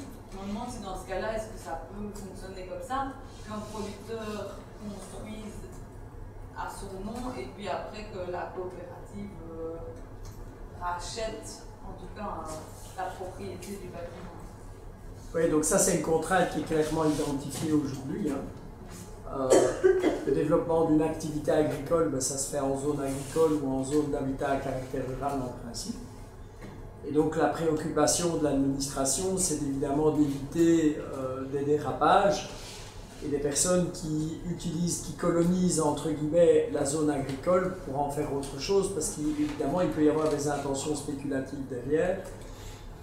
Et donc la pratique de l'administration est en général d'exiger que ce soit une activité principale. La jurisprudence du Conseil d'État ne parle pas d'activité principale, parle simplement de réalité de l'activité agricole pour faire très court. Et donc la préoccupation que vous évoquez, elle revient de façon assez récurrente. Moi personnellement, je n'ai aucun malaise par rapport à des constructions juridiques comme celles que vous évoquez, pour autant que ce soit au service de l'agriculture ou d'une agriculture qui s'adapte. Et donc effectivement, si vous avez une situation dans laquelle un agriculteur ou 2 agriculteurs ou 3 agriculteurs sont propriétaires, ou agricultrices bien sûr, je pense que, voilà. Mais à partir du moment où vous avez des personnes physiques qui sont propriétaires du foncier, et vous avez une structure qui est mise en place et qui est d'une manière ou d'une autre liée à l'activité agricole, une fois que le permis a été obtenu, il peut éventuellement être cédé. Alors, juridiquement, ça peut devenir un détournement de procédure seulement si c'est pour faire autre chose que de l'activité agricole. Et a priori, tant que c'est une activité qui est compatible avec la zone agricole, moi je ne vois pas trop de problème. Voilà. Il faut se mettre aussi à la place des administrations. Je n'essaie pas de prendre leur défense, mais c'est tellement difficile. Vous avez vu une espèce de magma là, juridique, de s'y retrouver dans ce brouhaha, c'est pas toujours évident pour eux non plus. Maintenant, je peux me permettre, un permis est octroyé clairement en fonction d'une activité. Donc en principe, si on change, si on revend, mais il faut que la personne qui l'achète puisse refaire une demande d'activité, et si elle diffère, au moins ça peut être agnette, donc ça peut être possible aussi. Mais par contre, le gros problème... Vous voulez dire sous l'angle du permis d'environnement? Permis d'environnement, oui. Aussi, et même au niveau commune, en fait. Hein, oui, c'était pour que c'était juste d'être sûr de bien vous comprendre. Oui, mais donc, de l'autre côté, parce que j'ai un petit peu regardé aussi, parce que je suis un petit peu le dossier, le problème se pose surtout par rapport à des constructions en pleine zone agricole, écartées, je dirais, des bâtiments. Où là, effectivement, il y a pas mal de questions qui peuvent être posées, mais sinon, le PATU permettrait bien à une coopérative d'installer un bâtiment sur zone agricole à côté de l'exploitation, pour autant qu'un des propriétaires ou propriétaires soit dans cette coopérative. Oui, si c'est juste un... Mais, si je peux me permettre, c'est surtout l'activité factuelle qui va être menée sur le site qui est fondamentale. encore moins que sa structure de Ils acceptent en fait une activité de transformation. Oui, on est d'accord, mais oui, agricole. Aujourd'hui c'est expressément prévu dans le code, donc il n'y a pas de malaise, mais ce qui est important c'est la réalité de fait. Qu'est-ce qu'on va faire à cet endroit-là en fait? Parce que... Jérôme, tu voulais rebondir par rapport à ce que tu dis? Pas rebondir, j'ai des réflexions. J'ai une réflexion. Peut-être que je partage, que j'ai envie de trouver une réponse de Maître Verneux, mais si quelqu'un à ça peut rebondir aussi ou enrichir cette réflexion. C'est vrai que bon, je me rends compte que ce n'est jamais qu'un recyclage de la société agricole, c'est tout agrément coopérative agricole, alors que j'ai essayé moi de me construire des opportunités pour essayer de favoriser justement l'installation de néo-agriculteurs. Et par exemple, ces néo-agriculteurs ont beaucoup de difficultés d'avoir les aides à l'installation, d'avoir des aides qui existent, qui sont plutôt orientées sur le modèle familial. Et avec cette réforme de la PAC et revisiter peut-être les aides, comme un agriculteur a déjà une aide pour participer à une coopérative de transformation et de commercialisation, je m'étais dit, tiens, il pourrait y avoir un plaidoyer pour utiliser cet agrément agricole pour favoriser des installations, enfin pour favoriser des financements orientés pour ces coopératives agricoles. Mais j'entends que ce n'est pas du tout dans ce sens-là que le législateur l'a imaginé. C'est vrai que les autres agréments comme le CNC ou entreprises sociales, et les régions peuvent s'approprier cet agrément pour orienter des marchés publics ou orienter des aides, mais en tout cas pour cet agrément agricole, il n'y a pas cette dimension-là. Ça reste une matière qui est fédérale en l'état actuel des choses au niveau des agréments des coopératives de façon générale. Ça ne veut pas dire que, de par les réglementations régionales qu'il prend, le législateur n'a pas la possibilité de les orienter et de leur faciliter la vie dans telle ou telle direction. En fait, moi, ce que je reproche plutôt un peu aujourd'hui, enfin ce que je regrette, c'est plutôt des rigidités héritées d'une autre époque et qui, alors qu'on avait une réforme importante, n'ont pas été questionnées ou n'ont pas été réfléchies. En fait, dans la réforme du Code des sociétés et des associations, la coopérative, ça a été un peu sauf qui peut, parce qu'à un moment donné, dans le projet initial de la réforme, on parlait même de la supprimer. Et puis ils l'ont réintroduite, et alors il y a peut-être eu un peu un manque de réflexion. D'ailleurs, si vous allez voir sur le site du SPF Économie, dans les agréments, ils ne sont pas encore mis à jour les commentaires par rapport à la réforme du CSA. Je trouve que c'est quand même assez évocateur, quoi. Donc parfois on a des mots de vocabulaire qui sont utilisés dans le commentaire du site et qui ne cadrent pas avec le vocabulaire de la réforme. Et donc c'est le juriste ou la personne qui essaye de s'y retrouver qui doit faire le travail de traduction. C'est quand même pas l'idéal, quoi. Donc voilà, je crois qu'il faudra encore que les choses évoluent un peu à cet égard. Réaction, oui, question? Question en réaction à ce qui est dit avant. Sébastien, je travaille pour la FUGIA, syndicat agricole, plus dans la partie service, et à côté de ça, je suis maraîcher. Effectivement, comme on peut le voir, je m'arrache les cheveux avec ces questions d'aide européenne versus toutes ces nouvelles fermes partagées, fermes collectives, etc. Mais ce n'est pas le propos ici, mais effectivement, je sais que Thiago travaille là-dessus aussi chez Canal. Effectivement, s'y mettre à des éléments d'information sur justement tout ce dont on parle ici versus aide à visa, etc. Ça m'intéresse. Mais sinon, la question aussi par rapport à l'exposé qui a été fait, c'est juste une précision. Donc, si on revient aux 10 conditions sur l'activité à titre principal, est-ce que c'est défini? Qu'est-ce qu'on entend de manière dans les chiffres ou parce que dans les personnes qui contactent la FUGIA pour savoir, pour un peu expliquer leur projet? Et même dans vos projets personnels, il y a souvent une part agricole et une part gîte, etc. Comment est-ce qu'on définit une activité principale? C'est juste sur le chiffre d'affaires? En fait, déjà la notion d'agriculture, elle n'est pas définie dans le texte. Alors on a des définitions usitées qui tournent autour globalement de la production. Mais le texte ne nous livre malheureusement aucun cadre de référence. Donc en fait, pour moi, il y a deux paramètres qui doivent être pris en ligne de compte. Il y a d'abord les statuts, et deux, il y a la réalité de l'activité elle-même. puisque c'est un régime qui donne droit à un certain nombre d'avantages, entre guillemets, il est clair que si on devait se rendre compte à un moment qu'une société qui se présente comme une entreprise agricole n'a plus réellement d'activité agricole et n'a plus qu'une activité d'hôtellerie de type gîte, je pense clairement, pour moi, on n'est pas dans le cadre légal, quoi. Voilà. Donc je pense qu'il faut regarder le critère abstrait et le critère concret. Voilà. Mais ça aussi, ça devrait, me semble-t-il, être précisé dans le texte. Alors, il ne faut pas non plus faire de la réglementation pour le plaisir et obliger tout le monde à avoir une comptabilité analytique qui permet de faire la distinction entre l'activité principale et l'activité secondaire. Mais enfin, je crois qu'il faut quand même, en tout cas dans l'esprit du texte, il faut quand même que l'essentiel des revenus vienne de l'activité agricole. Dans toute sa diversité, cela dit. Hein. Oui. Oui, donc je me présente comme je ne m'étais pas présentée tout à l'heure, mais donc je m'appelle Valentine, ici je travaille à la Fédération Wallonne de l'Agriculture au service d'études. C'est simplement pour préciser, normalement au niveau de l'agrément agricole, en théorie c'est quand même censé être une activité de production qui est énumérée dans l'annexe au niveau du traité de l'Union Européenne qui définit les activités agricoles. Et il faut au moins consacrer la moitié de son temps de travail et la moitié de son chiffre d'affaires normalement de cette activité pour avoir l'agrément agricole. Et d'ailleurs, on rencontre déjà quelques soucis sur le terrain parce que parfois, il se trouve que certaines structures ont plusieurs sociétés en fonction des différentes activités. Et si pour une des sociétés, elle ne trouve pas au moins la moitié de son revenu qui a l'activité agricole concernée juste pour cette société, elle ne peut pas avoir l'agrément, ce qui pose problème pour le bail à faire, etc.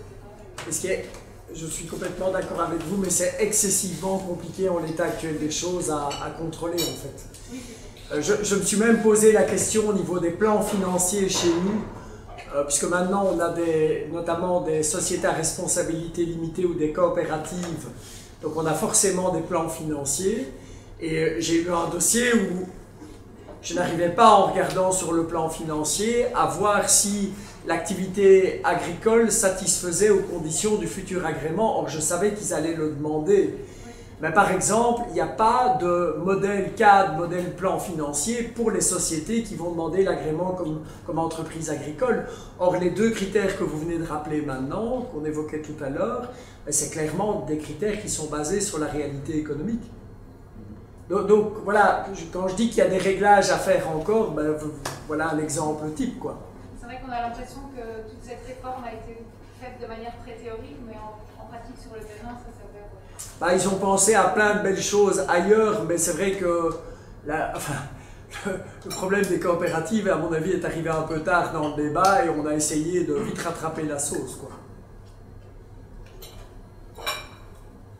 Et donc, on pourrait imaginer qu'à partir du moment où c'est clairement identifié avec un vrai contrôle, on ait du coup un régime d'aide qui soit beaucoup moins spécialisé que celui qu'on connaît maintenant et qui soit plus spécifique sur les entreprises agricoles. Bien, je crois qu'il y a... Merci pour la réponse. Sébastien. Alors, oui. Alors, je vais prendre effectivement, peut-être la parole. Des questions, mais aussi éventuellement des expériences vécues. Hein. Donc, n'ayez pas peur aussi de partager vos expériences. Parce que ça fait partie, je dirais, de notre principe. Je vous en prie. Voilà, Jean-Paul Leroux, je suis responsable de l'ADL de Braine-le-Comte et je suis la création d'une coopérative qui réunit des consommateurs et des producteurs sur le territoire. Et j'ai deux questions. En fait, on est un peu sur le modèle de paysan artisan. C'est ça qui inspire un peu les initiateurs du projet. Alors, j'ai deux questions. Je voulais savoir pourquoi le modèle d'ECUMA je voulais mentionner que ça avait moins de succès en Belgique qu'en France. C'est un outil intéressant. Je voulais un peu savoir pourquoi ça n'avait pas eu le succès rencontré ailleurs. Et une deuxième question, c'est au sujet du plan financier. Il y a toujours cette notion quand même de plan financier qui est de mauvais plans financiers, mais il y a quand même toujours le risque commercial qui, je veux dire, est-ce qu'un plan financier est mauvais parce qu'on n'a pas pu anticiper certains aspects conjoncturels, ou est-ce qu'un plan financier est mauvais structurellement parce que, par exemple, il n'a pas prévu suffisamment de fonds propres pour assurer un fonds de roulement, ce genre de choses-là. Mais voilà, est-ce que... Parce que, bon, quand on va convoquer des membres fondateurs, qui a cette notion de bon plan financier ou mauvais plan financier, je veux dire, il faut pouvoir savoir guider les gens sur ce qu'ils doivent regarder, etc. Mais vous voyez, quand vous avez, on a commencé l'activité pour l'association de fêtes pour cette coopérative, juste au moment de la libération après le Covid, en mai, en se disant que ben voilà, les gens allaient revenir vers nous. Et en fait, on s'est rendu compte que dans tout ce secteur de commercialisation au circuit court, tout le monde a disparu en mai, juin, juillet, août. Et voilà, tous les producteurs, même établis depuis longtemps, disaient ben, il n'y a plus personne qui vient nous voir, ils sont où les Belges, etc. Donc là, voilà, est-ce que dans un cas comme ça aurait été un mauvais plan financier? Parce que c'était pas forcément structurel, enfin, c'était pas forcément. C'était conjoncturel. Pour les CUMA, peut-être, commencer par ça. Alors, moi, les CUMA, j'en ai jamais accompagné, donc peut-être que les syndicats savent mieux répondre que moi. Mon sentiment, je pense que c'est par rapport au financement public des aides à l'investissement, qu'un agriculteur se retrouve peut-être cumulé sur la capacité d'avoir des aides parce qu'il est dans une CUMA, mais je n'ose pas m'avancer parce que je ne maîtrise pas du tout le sujet. Que je pense que les modes de calcul en France sont tout à fait différents. Il y a une fédération de CUMA, il y a tout un système de financement par l'État français, il y a des CUMA, une structuration des CUMA. Il n'y a pas déjà culturellement chez nous. Mais alors je pense que les aides à l'investissement n'aident pas du tout en région wallonne pour se structurer en CUMA. Donc ça, peut-être que Wallonne a aussi pas mal d'expérience. Je pense que sur les aides à l'investissement, elles peuvent être à destination du CUMA. Chez nous, la CUMA en fait, est orientée uniquement pour l'achat de matériel en commun. Voilà. Et il n'y a pas d'autre vision par rapport à la CUMA. Et il y a un contrôle par rapport aux activités immobilières des 12 derniers mois. Mais honnêtement, moi, je n'ai pas fait d'études approfondies sur le système français. Par contre, je peux vous renseigner un excellent ouvrage qui a été publié il y a 2 ans sur le sujet, sur les coopératives en agriculture chez Larcier, et qui fait un peu l'état de la question, mais c'est une étude française à la base. Donc je trouve que ça vaudrait la peine, si vous voulez approfondir le sujet, d'aller voir. Deuxième question. Oui. Non, la deuxième question, en fait, ce qui est sanctionné en jurisprudence au niveau des plans financiers, ça c'est pour la réponse juridique, c'est le défaut de prévoyance. La prévoyance n'implique pas d'anticiper le Covid ou les inondations. Voilà, donc évidemment, non. Il y a des choses qui sont évidemment déraisonnables. Non, parce que quand j'évoquais tout à l'heure l'importance du plan financier, c'est l'importance d'avoir un plan financier sur lequel les fondateurs ont travaillé pour qu'il colle le plus possible à ce qu'ils imaginent être la réalité future, et que cet élément-là ait été après challengé par l'homme de chiffres qui les accompagne. Et donc, il y a à ce niveau-là des tas d'organismes qui sont là pour aider les gens à être challengés, et sur le plan financier lui-même et sur le plan de trésorerie. Beaucoup de jeunes entrepreneurs oublient un peu l'aspect trésorerie et se retrouvent juste coincés pour des problèmes de trésorerie. Nous, au début de période Covid, on a eu de toutes les tailles d'entreprises des dossiers de sauvetage qui pleuvaient, on a travaillé comme des fous parce que les gens n'avaient pas du tout d'anticipation au niveau de la trésorerie et travaillaient en flux tendu en permanence. Voilà. Donc ça, faire un travail sur la trésorerie, et je répète, grandir, mais grandir calmement, quoi, ne pas vouloir brûler les étapes. J'ai vérifié, effectivement, les aides à l'investissement peuvent aller à destination du... Oui, il y en a, il y a un régime, il y a un régime spécifique, tout à fait. Il est disponible sur les fiches techniques qui sont mises à disposition sur Internet. Je crois que c'est la FOI qui fait ça en collaboration avec les jeunes agriculteurs. Donc non, c'est très bien fait. Vous pouvez aller... Autre préoccupation qui nécessite réponse de la part de nos deux témoins. Ça va être un commentaire qualitatif parce que moi je travaille pour la rue, pour le magazine de la rue, donc je suis quand même tout ce qui se passe en élevage chez nous et au-delà. Et il se fait qu'il y a eu une thèse de doctorat qui a été présentée ce printemps à Louvain-la-Neuve par rapport à nos laiteries qui sont des coopératives. On parle quand même ici des plus grosses coopératives.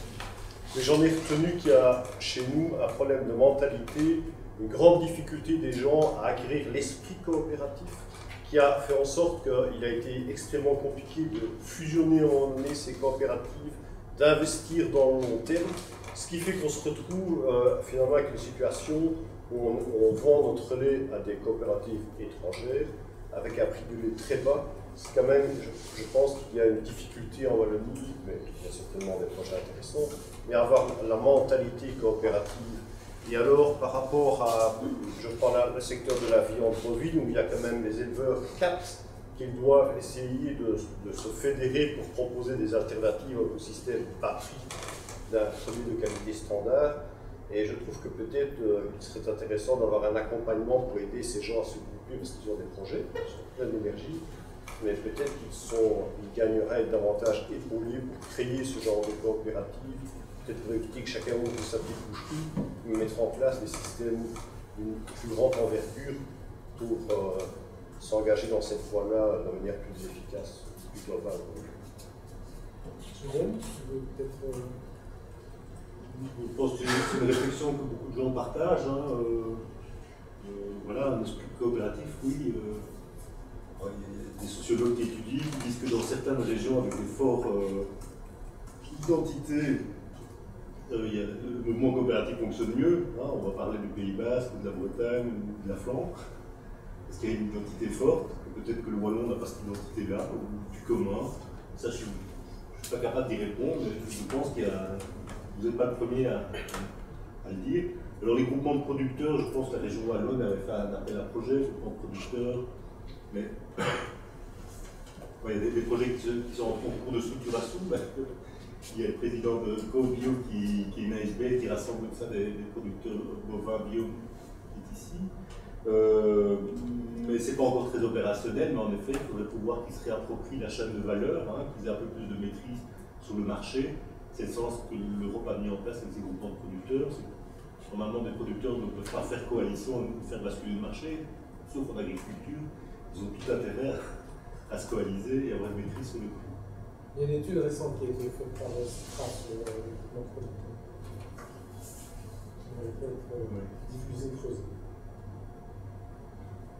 Autre... Oui. Je rebondis sur le parc de Madame Gilliard.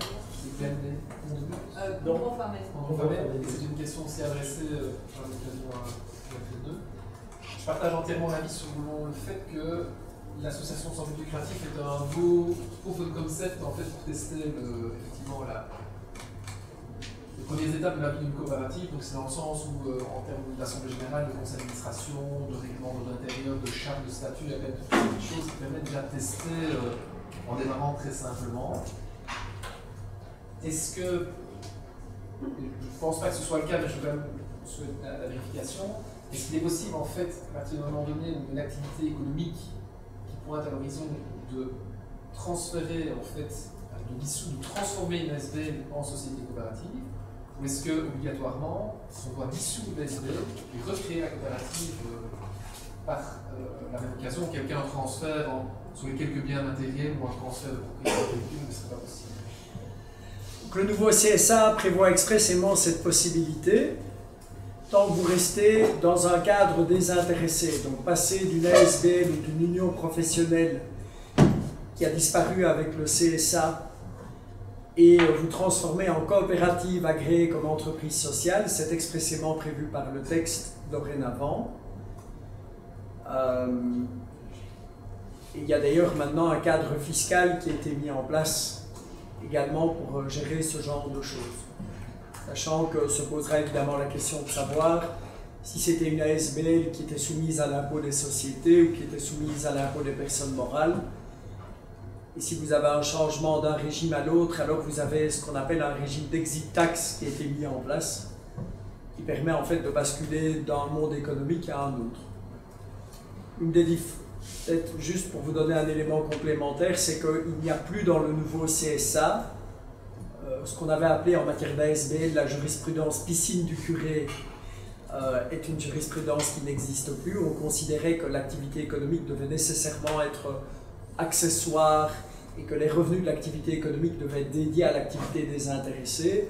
En fait, cette vision dichotomique qui opposait le non lucratif et l'économie a disparu dans le cadre du CSA, puisqu'une ASBL ou une fondation peuvent dorénavant avoir une activité économique également. Ce qui est important, c'est la finalité qu'elles vont donner, puisque une ASBL ne peut consentir aucun avantage direct ou indirect, très important, en dehors de sa finalité désintéressée. Donc ça veut dire qu'elle peut exercer une activité économique, mais toute sa force de travail va devoir être utilisée dans le cadre de son activité désintéressée. À l'inverse, une coopérative, elle peut être à finalité désintéressée ou ne pas l'être. Voilà. Mais les deux peuvent avoir des activités économiques. Et donc oui, on peut transformer une ASBL en société coopérative, entreprise sociale. Ça peut être une réponse pour monsieur, parce que c'est vrai que bon, un starter, c'est compliqué de démarrer, la coopérative, il y a des coûts, c'est une structure importante. Et donc, par exemple, Agricovert, qui était aussi cette coopérative de commercialisation, où j'ai été fort actif à son démarrage, pendant 1 an et demi, j'ai utilisé le numéro de TVA d'une autre coopérative. Et c'est une fois que l'activité sous le nom Agricovert, qui n'avait pas de structure juridique, avait passé un seuil de rentabilité, et que mon plan financier, c'était devenu mon tableau de bord sur lequel j'avais les yeux presque tous les jours, j'ai pu faire un vrai plan financier qui était ancré sur la réalité, et on a pu appuyer sur le bouton et dire aux agriculteurs, ok, maintenant on constitue la coopérative, et à terme vous l'avez entre vos mains, quoi. Mais il y avait vraiment cette période d'incubation de l'activité économique qui est difficile.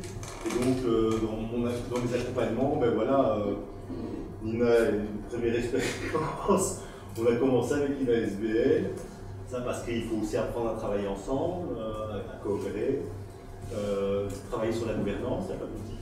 Et donc, l'ASBL est beaucoup plus légère, mais ce n'est pas l'outil adéquat une fois qu'il faut faire des investissements, rassembler des capitaux. Même si on a facilité aussi parce qu'elle peut avoir, elle peut faire de l'emprunt aussi, de l'emprunt citoyen avec le prêt un peu plus. Elle a vraiment des facilités entrepreneuriales, je pense, maintenant, mais ce n'est pas l'outil adéquat pour investir et rassembler des capitaux. Mais on teste. Alors peut-être même l'idéal, c'est que l'ASBL soit fondatrice de la coopérative et qu'on garde sous le coup d'une ASBL. Parce que dans les coopératives, on a aussi la culture de faire du volontariat, alors que normalement, c'est pas adéquat. Les sociétés qui répondent un peu des sociétés, normalement, il n'y a pas de volontariat. Donc l'ASBL peut avoir du volontariat, et on sait que dans les fermes, en démarrage, et puis il y a du volontariat. Ou dans la distribution de produits en circuit court. L'ASBL peut plus facilement avoir du don et c'est une structure adéquate au don et subside. Je reprends Terre en Vue, mais il y a une fondation, une coopérative et une ASBL, et ça fait toutes les 3 Terre en Vue. Et donc, accompagné par Maître Hermleur, optimalement, selon les activités du mouvement, on choisit l'ASBL, la coopérative ou la fondation pour une activité.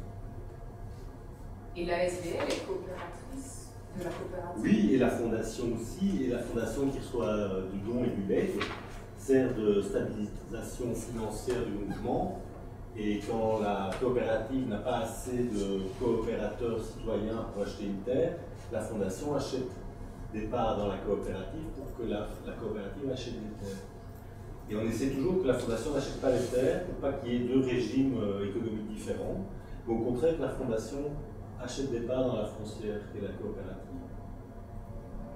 Et on espère que la foncière, par contre, reçoive en legs des terres. La fondation reçoit en legs des terres. Hein, elle a déjà reçu. Et donc, c'est plus opportun de faire avec la fondation. Mais du coup, alors cette coopérative. Le tout, c'est pas faire de confusion de patrimoine hein, et de bien voir les objectifs de chacun. La coopérative ne sert qu'à acheter du foncier et qu'à récolter des moyens financiers de l'épargne citoyenne. Et la SBL, elle joue le rôle de plaidoyer, d'animation économique. Le personnel est dans la SBL.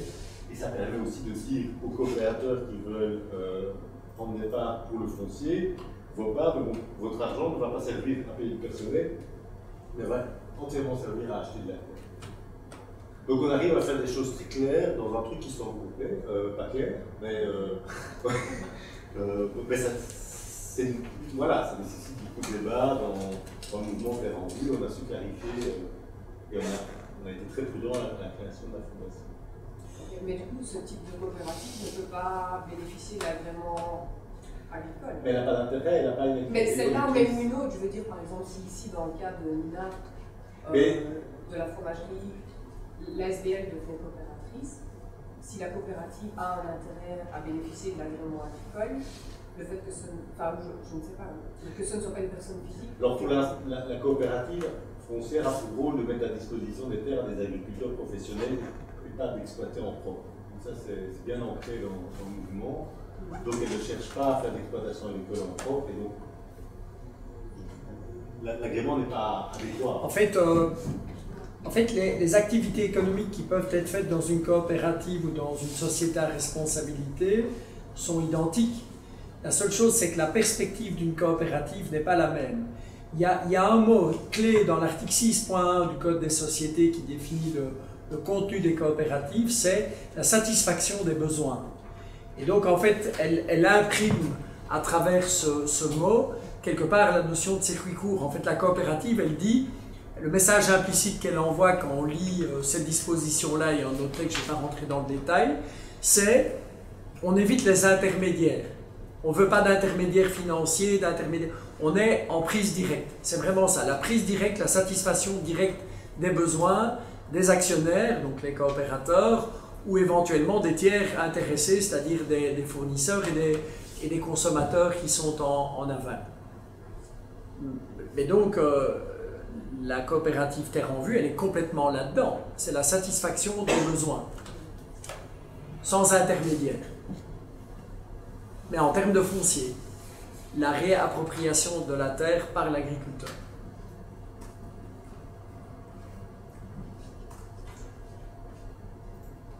Dans les gros mots qui fâchent, il y a le mot gouvernance. Quels sont les points d'attention à avoir dans le cadre de la gestion d'une coopérative? Selon ton expérience, selon votre expérience, c'est bien que la gouvernance, c'est un terme très vaste. Oui, ben, la gouvernance, c'est comment on décide. Et donc, après, il y a la vie de la coopérative. Hein, quand tu es en starter les premières années, ben, qui décide et qui fait, ben, c'est souvent le CA. Hein, c'est un CA opérationnel qui décide et tout. Donc, il y a déjà des confusions d'énergie dans les débats dans les CA. Là ça peut être assez complexe. Et puis à un moment, un CA n'arrive plus à lâcher prise et être que stratégique et ne plus être à la décision de tout. À un moment, il faut pouvoir déléguer. Et s'il y a une équipe qui se constitue et qu'on identifie ce qu'on appelle une direction, ben, il faut que le CA puisse déléguer une partie des activités, surtout journalières, à la direction. Et donc, derrière cette gouvernance, entreprendre à plusieurs, il faut veiller évidemment à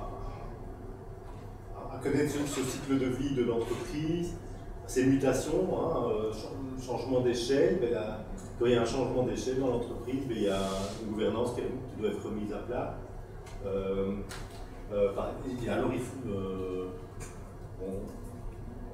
des conseils d'administration et des structures qui fonctionnent bien, mais on se rend compte qu'ils se permettent d'avoir des formations sur la gouvernance. Une formation pour pouvoir mener à bien de bons conseils d'administration, des bonnes équipes de direction, ça s'apprend. Voilà, je ne sais pas si je peux prendre. Je crois que c'est bien y réfléchir en amont aussi. Et, justement, on fait tout un travail comme ça avec les porteurs de projet, c'est y réfléchir et traduire ça dans son règlement d'ordre intérieur, dans ses statuts forcément, dans sa charte, mais vraiment cette réflexion en amont quand on a encore le temps de faire avant de lancer un opérationnel, je pense que c'est super important. En tout cas, c'est ce qu'on donne comme conseil généralement aussi aux porteurs de projet. Parce que c'est vrai qu'il y a l'enjeu de rédiger les statuts, en général c'est quelque chose de relativement hermétique, et puis après il y a se rendre compte de ce que ça va traduire en termes de fonctionnement. Si je peux me permettre, c'est exactement l'inverse. D'accord. Donc en fait c'est exactement l'inverse, donc il faut toujours faire d'abord son schéma de gouvernance, et puis seulement attaquer la rédaction des statuts. Donc il y a 4 points systématiquement qui doivent être vus. 1. La création de classes d'action. À quoi est-ce qu'elle va apporter quelque chose et pour faire quoi? Donc la création de classes d'action permet de définir ou d'identifier les différentes sensibilités qui sont en présence dans la vie de la coopérative. Généralement, il y a de façon récurrente une classe de garant, et puis après une classe de consommateurs, et puis une classe entre guillemets, de sponsors, sympathisants, investisseurs, etc. Donc 1. 2. Qui est compétent pour la cessibilité, le régime de cessibilité des actions ou des parts, puisqu'on peut maintenant de nouveau parler de parts de coopérateurs. Alors, selon que vous allez donner ce pouvoir-là au conseil d'administration ou à l'assemblée générale, les effets ne vont pas être les mêmes. Et vous pouvez également, complémentairement à l'organe d'administration, créer complémentairement un organe ad hoc, qui est par exemple composé des actionnaires de classe A, des garants, pour régenter l'entrée dans certaines catégories d'actionnaires. Pourquoi est-ce que c'est fondamental l'entrée? Parce que c'est l'Assemblée générale. Et l'Assemblée générale, elle a 3 compétences clés. 1. L'approbation des comptes annuels. 2. La nomination et la révocation des administrateurs. Et 3. La modification des règles du jeu et la restructuration de la société. Donc ça veut dire que celui qui a les clés d'entrée dans la coopérative, il a déjà une partie très importante du pouvoir, et le fait de mettre le conseil d'administration là ou l'assemblée générale, ça n'est pas du tout naïf. D'où ma réflexion de tout à l'heure au niveau des conditions d'agrément comme entreprise agricole. 3e élément, la représentativité dans le conseil d'administration. Est-ce que c'est un conseil d'administration qui est démocratique complètement, ou est-ce que c'est un conseil d'administration dans lequel on va chercher à avoir plus des équilibres de pouvoir? Par exemple, si vous donnez aux actionnaires de classe A un rôle et vous leur donnez la possibilité de donner aussi si vous comptabilisez la majorité, vous créez un quorum spécial pour qu'ils doivent aussi donner leur accord en majorité absolue à l'intérêt de la classe A, vous allez dans les faits leur donner un droit de veto. Et c'est parfaitement compatible avec le principe de l'agrément comme coopérative CNC ou entreprise sociale. Et enfin, point supplémentaire, c'est évidemment la question du fonctionnement de l'Assemblée générale aussi. Est-ce que c'est un quorum simple ou est-ce qu'il y a des quorums spéciaux par classe d'action? Et enfin, tout dernier point, il y en avait donc bien 4, c'est la question des prérogatives qui sont attachées aux actions. Il peut y avoir, tout en respectant le principe de la coopérative et notamment le principe de la coopérative agréée CNC, vous pouvez avoir un système qui dit un homme, une voix, qui est l'essence, si je puis dire, de la coopérative, mais vous pouvez avoir des systèmes qui sont différents et qui restent compatibles avec la coopérative, c'est-à-dire des régimes différenciés par classe d'actionnaires, notamment si, à un moment donné, vous sentez que dans une séquence de filières agricoles, vous avez des pouvoirs économiques qui sont différents. Parfois, il faut faire de la discrimination positive pour, dans la filière agricole, faire en sorte que celui qui est économiquement plus faible et qui est indispensable à la vie de la filière soit protégé par rapport aux grands acteurs économiques qui font aussi partie de la filière. Voilà, donc il faut avoir vraiment les 4 aspects en ligne de compte vers votre schéma de gouvernance, vérifier que ça fonctionne, et puis seulement, alors on commence l'exercice rédactionnel. Et après, on peut dans les coopératives se dire qu'est-ce qu'on met dans les statuts, parce que ce qui est dans les statuts, c'est susceptible d'être su et connu par tout le monde. Et puis qu'est-ce qu'on met dans le règlement d'ordre intérieur, puisque je rappelle qu'en coopérative, on a un système qui donne aussi la possibilité, dans certains cas, de déroger au statut avec l'accord de l'Assemblée générale. Donc on n'est pas toujours obligé de donner une visibilité totale aux tiers, parce qu'il y a des choses qu'ils ne doivent pas forcément savoir. Voilà. Merci pour ces précisions très importantes. Est-ce qu'il y a d'autres réflexions? Est-ce que pour le montage de coopérative, il existe un guichet unique en région wallonne? Typiquement, sur la gestion des SB, vous avez des organismes comme la politique de gestion à Namur qui peuvent aborder à 360 degrés l'aspect des SB, en termes de statut, en termes de payroll, en termes de communication, en termes de recherche de suivi. Est-ce qu'il y a un équivalent pour le monde de la coopération? Bon, il y a quand même des organismes d'accompagnement qui sont extrêmement efficaces. Il y a tout le rôle de Walter, donc ex-OSCOM, qu'il faut quand même saluer.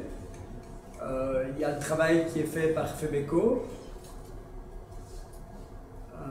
Pour te compléter, hein, en fait, historiquement, il y a un agrément qui sont les agences conseils. Donc la boutique de gestion était agréée agence conseil, mais comme elle est tout à fait orientée à SBL et que la région wallonne voulait créer des coopératives et des entreprises et voulait plus l'emploi stable, ils ont perdu leur agrément.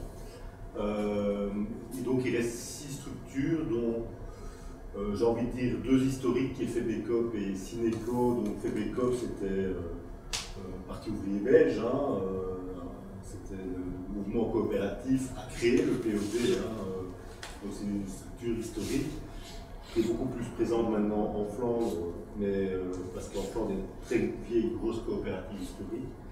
Hein, le Vaureuil, d'ailleurs le SPA, ça s'appelle le Vaureuil, qui était la première coopérative en Belgique. Hein, il y a Cineco, qui elle fait plutôt historiquement partie du mouvement ouvrier chrétien.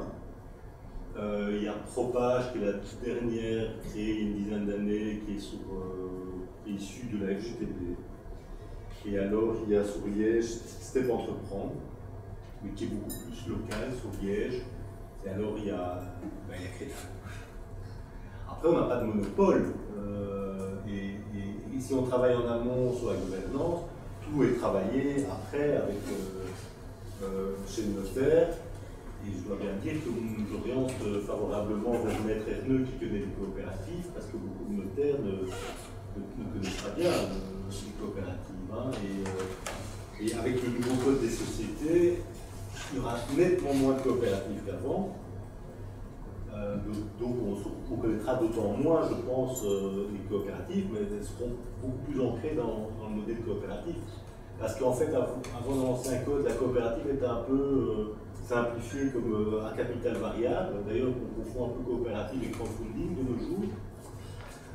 Mais maintenant, la SRL a cette capacité de capital variable.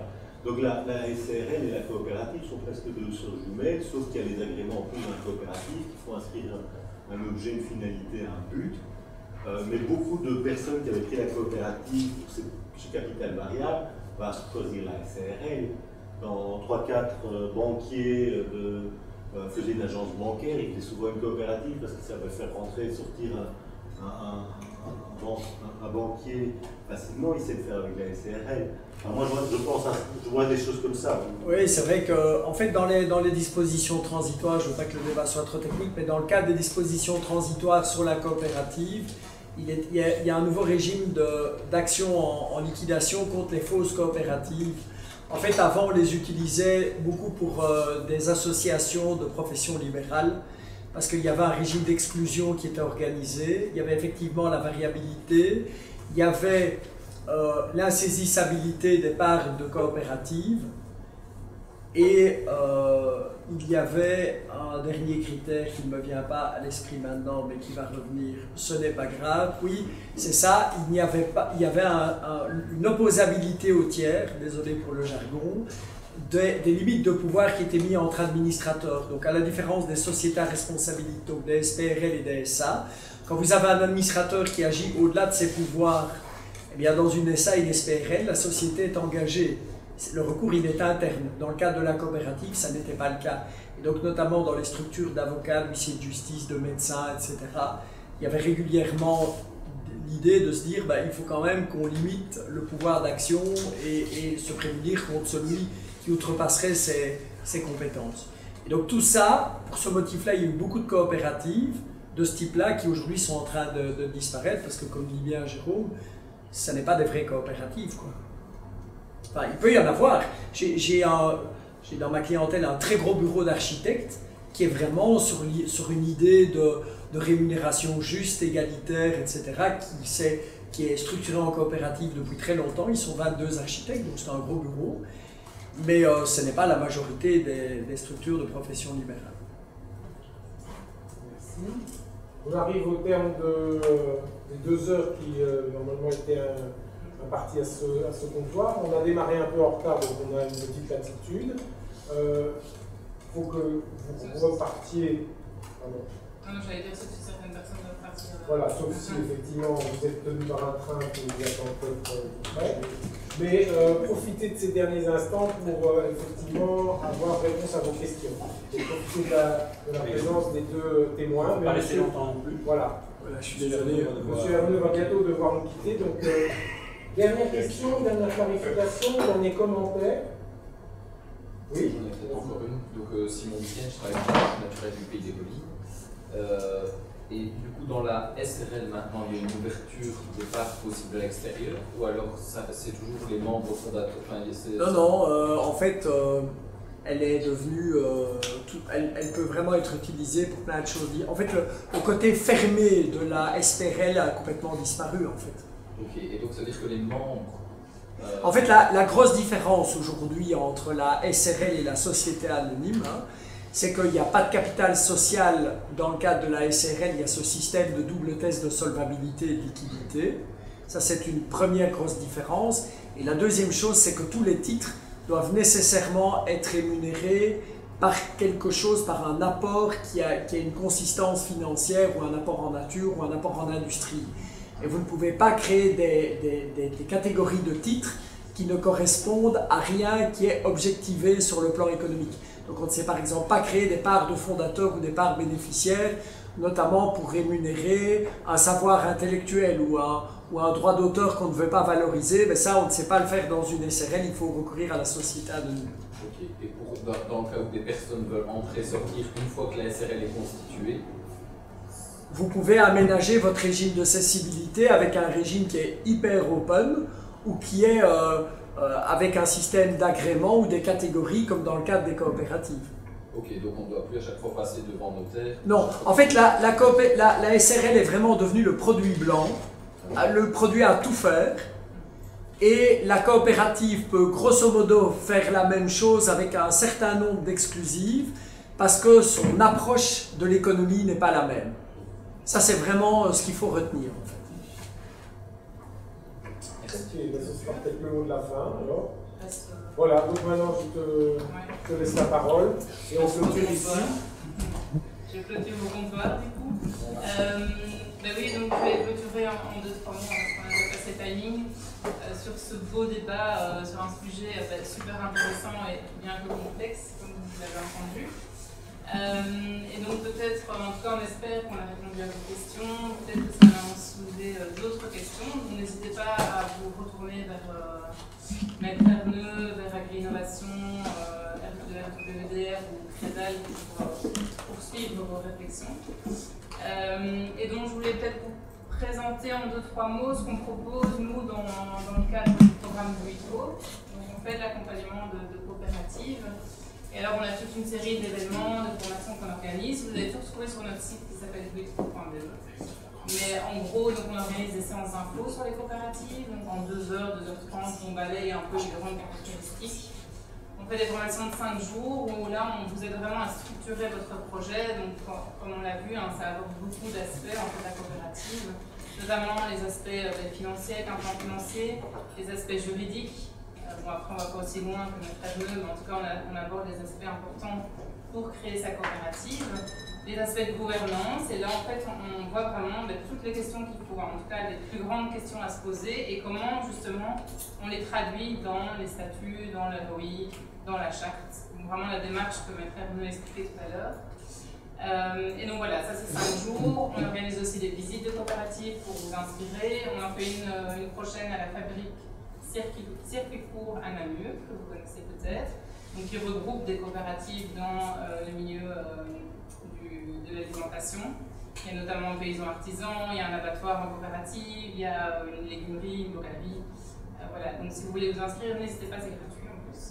Avec Agri-Innovation et le RWDR, on va organiser un événement en mars l'année prochaine sur les coopératives. Voilà, plus d'infos à suivre. Donc voilà, et on fait aussi de l'accompagnement individuel. Voilà pour clôturer. Je tiens à remercier les dames de chez Bibi qui nous ont accueillis chaleureusement, Maître Hervé pour le temps qu'il nous a alloué et de bonne continuation. J'ai envie de te compléter, Isabelle, c'est parce que je vois qu'il y a beaucoup d'animateurs économiques ici, plutôt sur le GAL ou autre. C'est déjà arrivé qu'un gars nous demande de faire un site formatif parce qu'il y a beaucoup de projets coopératifs sur le territoire. Donc ça, c'est quelque chose qu'on peut imaginer, qu'on fasse un cycle formatif dans votre région. Parfait. Voilà.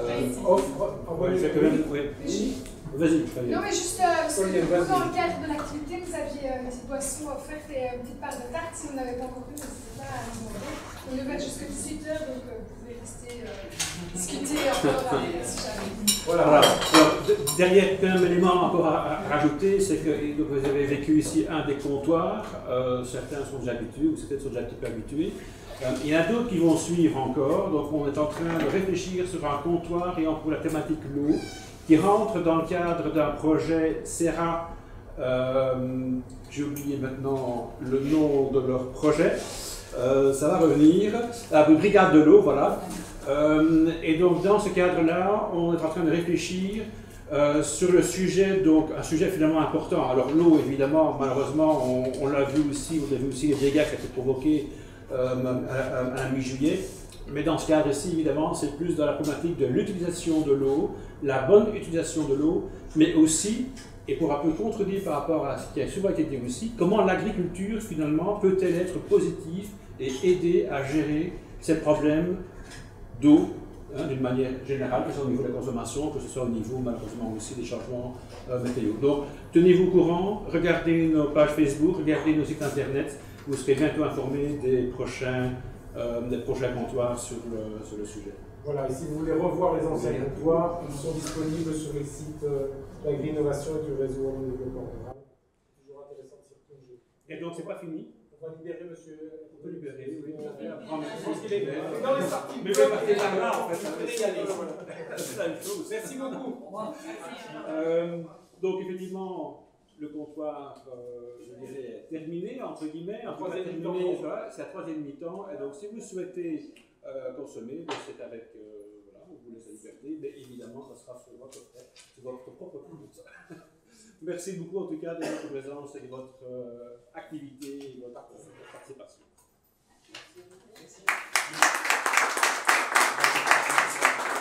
Oui.